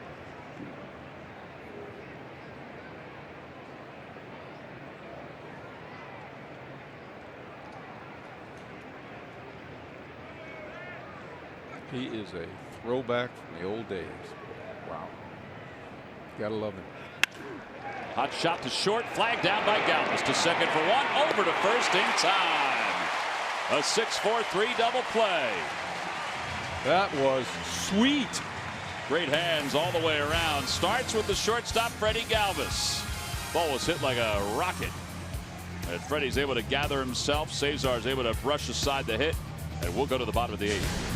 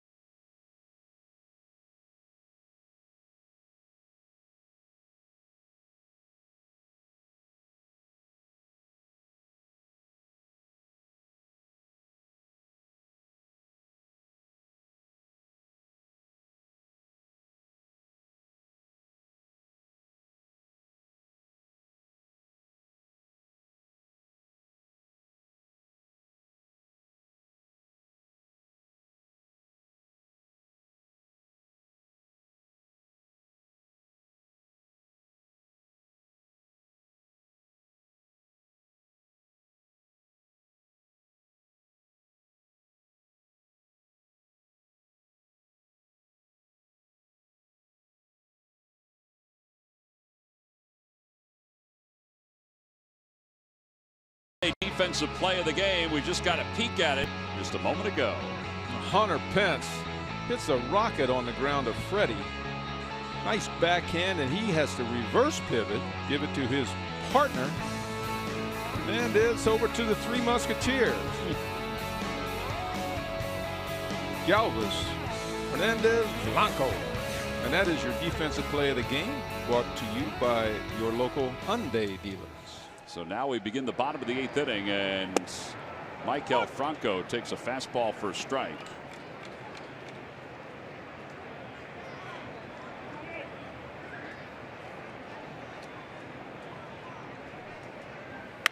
Out toward right center field. That is well hit. Going back is Pence. It is gone. Solo home run for Mike Alfranco. And the Phillies retake the lead. It's an 8-7 ball game. A lot of money on that side of the diamond, Michael. Oh, that's a good swing. Yeah, without question, whenever you're hitting the ball the other way and hitting it solid, you're staying on it, through it. The ball was kind of middle and a little up. A little up. Watch, it's a little bit high. That's strength right there. He uses that core too, you know, just like with Double. 7 home runs. That was a good play. You brought your glove to the game. Law can't believe it. And now Cameron Rupp, who checks his swing. First home run since the 18th of May. That guy can now get that baseball signed by Mike Alfranco. Make it even more of a keepsake. A great day at the yard for that fella. 1 ball, 1 strike to Cameron Rupp. Quick pitch there.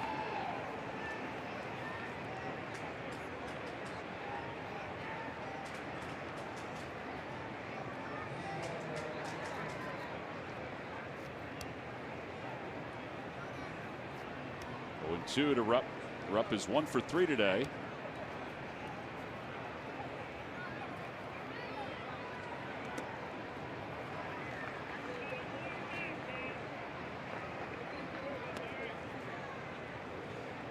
By the way, you see Bob Stumpo right there. Westchester University's own Bob Stumpo. His alma mater has won another national championship. They won the Division II national championship today as they beat University of California San Diego by a 5-2 score. The big strong man right there. Proud Ram. Yeah, congratulations to Westchester, a perennial Division II power. It's nice to see. Mentioned locally, there's a lot going on college-wise, but locally, Mercer County Community College lost yesterday or 2 days ago in the Junior College World Series championship game out in Oklahoma. Kevin Kern's team, they have turned themselves into a perennial JUCO power. A lot of good baseball in this area.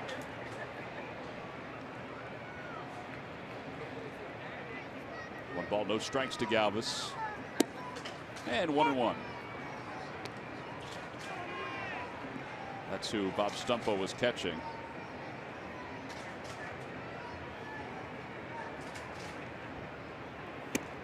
What a 2.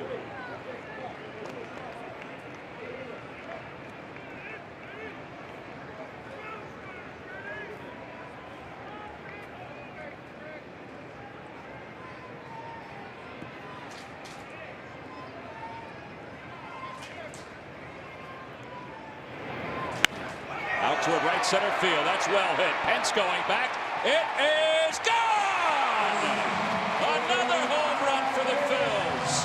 2 in 1 inning. 2 in 1 game for Freddie Galvis. 1 from the right side, 1 from the left side.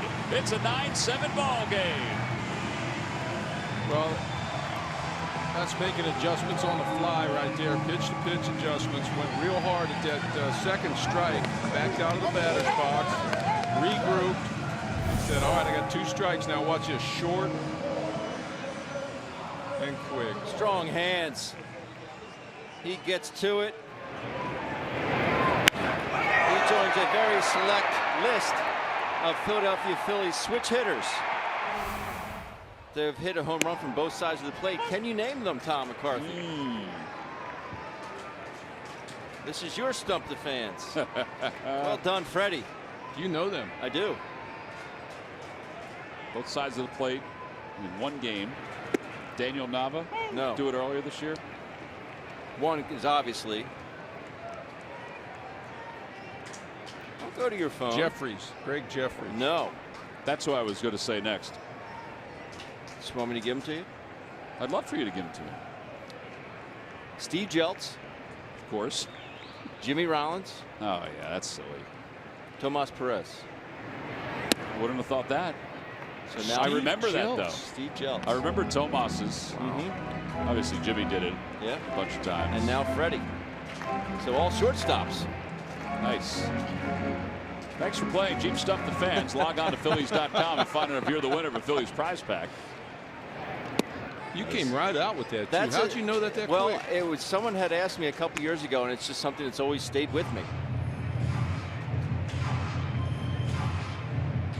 I thought maybe Chris Ware or somebody from the PR department had sent it to you, so I was going on my phone to see if No. there were any hints attached. Breaking ball. And I like to pride myself on knowing a lot of facts about the Phillies. That was one I did not know until I found the answer to. Thank you, Glenn, for helping again. Blanco hits it sharply right at Panic. And now 2 outs. And Cesar Hernandez is due up.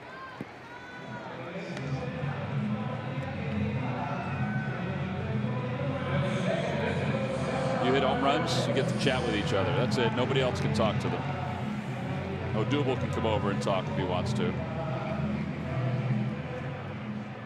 good teammate right there, Andres Blanco. Just made an out. Came in and said, you know, congratulating Freddie on his homer.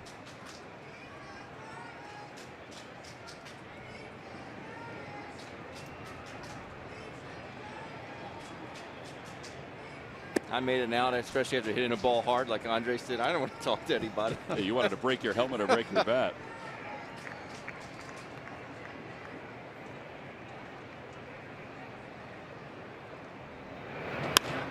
Out toward left center field. Colexte got a good jump. And Hernandez is retired here in the 8th inning. But the Phils with a little pop. Franco first, then Galvis. Galvis with 2 home runs today. Phillies lead at 9-7 as we go to the 9th.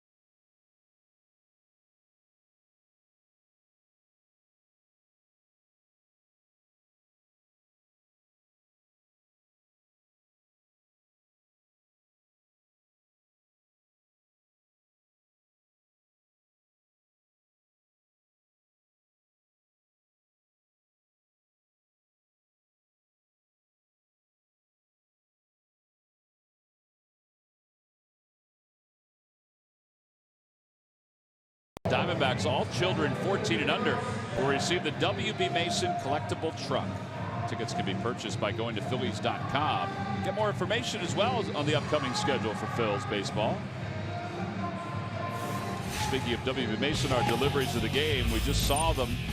We just saw 2 of them, but how about going back earlier? Freddie Galvis from the right side. This put the Phillies up 4-1 at the time with that 2-run homer.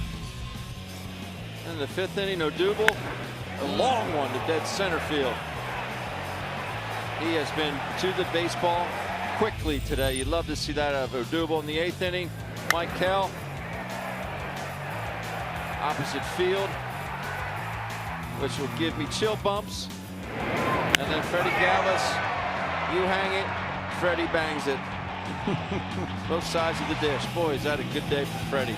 Good couple days for Freddie. They needed that guy out there with his glove to catch that home run. These are your W.B. Mason deliveries of the game. Isn't it amazing how when it starts flowing, it flows amazingly smoothly? Guys, same team it was playing a week ago. What you said yesterday, that another game, one game can turn you back onto the right path. You hope that can happen. Good day, good couple days for Galvis, good couple days for Franco, excellent couple of days for Odubel Herrera. As far as the feat goes of homering from both sides of the plate, the last time it happened was earlier this year, April 3rd. Yasmani Grandal for the Dodgers. He'd be one of the candidates you would think would do it. He's got pop. 1 ball, 1 strike to Denard Span. 1-2. I only did that one time in my career in professional baseball. It was my 1995 in Ogden, Utah. I did it in rookie ball.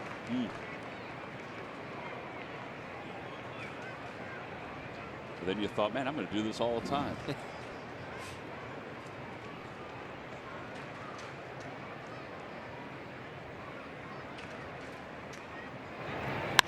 Fly ball right field.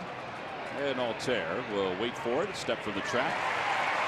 Every time the Phillies pitchers retire, the opposition 1-2-3. Comcast will make a contribution to Phillies charities. Phillies baseball is brought to you by Xfinity. Xfinity X1 will change the way you experience TV. Here's Eduardo Nunez.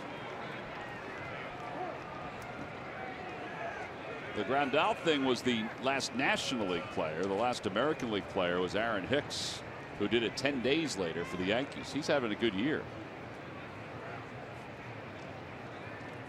And again, most everybody's having a good year for the Yankees. Good split, 0-1. Wasn't going to throw him a fastball, was he, Mike? No reason to take a pitch here. You know, you're down 2 runs in the top of the 9th. Let it fly, right?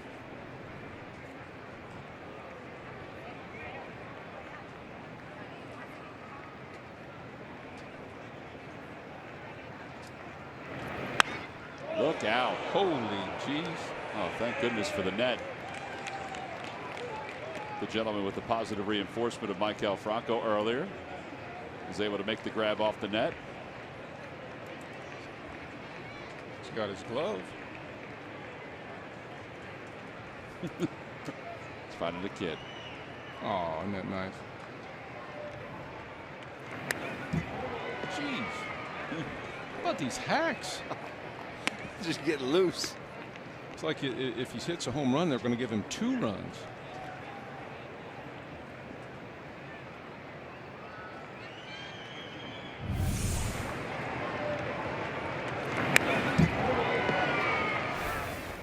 I'd have to see a chiropractor. That'd get you some neck ball back in the day, wouldn't it? Falling over the plate like that. Can't remember the last time I saw that, where somebody would get hit for swinging that hard. Well, now you get suspended.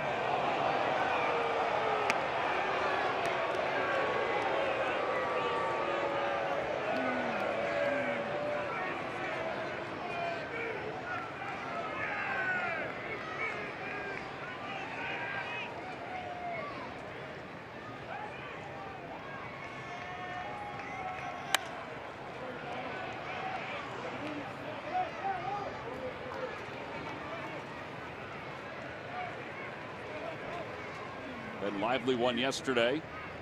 That snapped a losing streak for the Phils, and now he's hoping that the bullpen and the offense can take them to win number 2 in a row in their first series victory since the end of April. 1-2 to Nunez.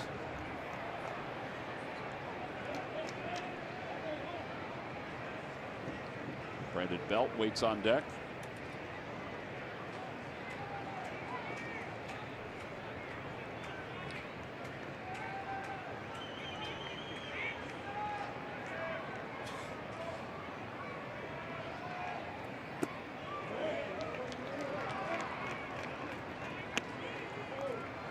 He looks, Neris looks to me like he's a little tired, or, you know, it's like he doesn't look typical to me the way I see him. You know, he's got popping that fastball, has no fear of hitters, nasty splitters. Like that splitter and came out. He's got kind of like, how do I describe it? Kind of like a little fatigue. Yeah. I see him as a dominant closer. This pitch came out. Now that splitter just went down. It just literally just went straight down. The good splitters he was throwing, especially last year, seemed to have a hump in them. Like you get to home plate and hop, and then boom, it would just tumble down. That one just started out of his hand. It just kind of. See the look on his face? He looks like he's breathing, like he's tuckered out. Yeah. Well, he threw how many pitches yesterday? A lot for him. Down low, 3-2. Neris yesterday threw 25 pitches. That's Thank you, a lot. Carl. So 25 yesterday and come right back now to save situation. Got him. 87-mile-an-hour splitter with a little bit of a peak. See, I knew there was something going on here. A late call time by Nunez got the ire of Hector Neris. 2 outs.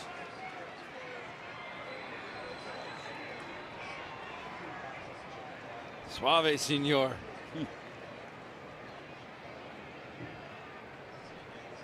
Phillies are 1 out away from winning this series. Maybe he took offense to those big swings Nunez was taking. And the late call time.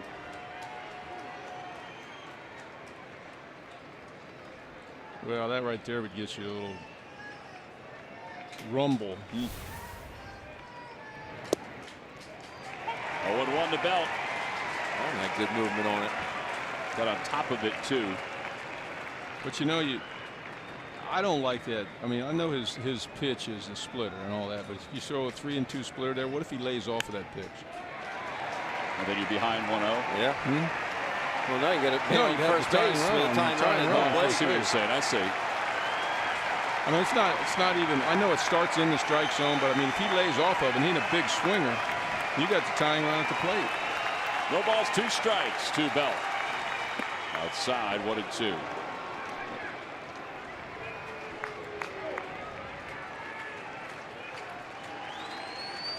This has been a winding road for the Phils. Many more valleys than peaks since the 1st of May and the last time they won a series. They're up by 2 here in the top of the 9th inning. The pitch. And a fastball up high, just missed 2-2.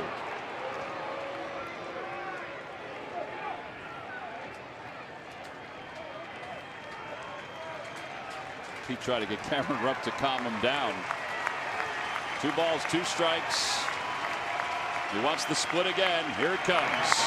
Swing and a miss. He got him.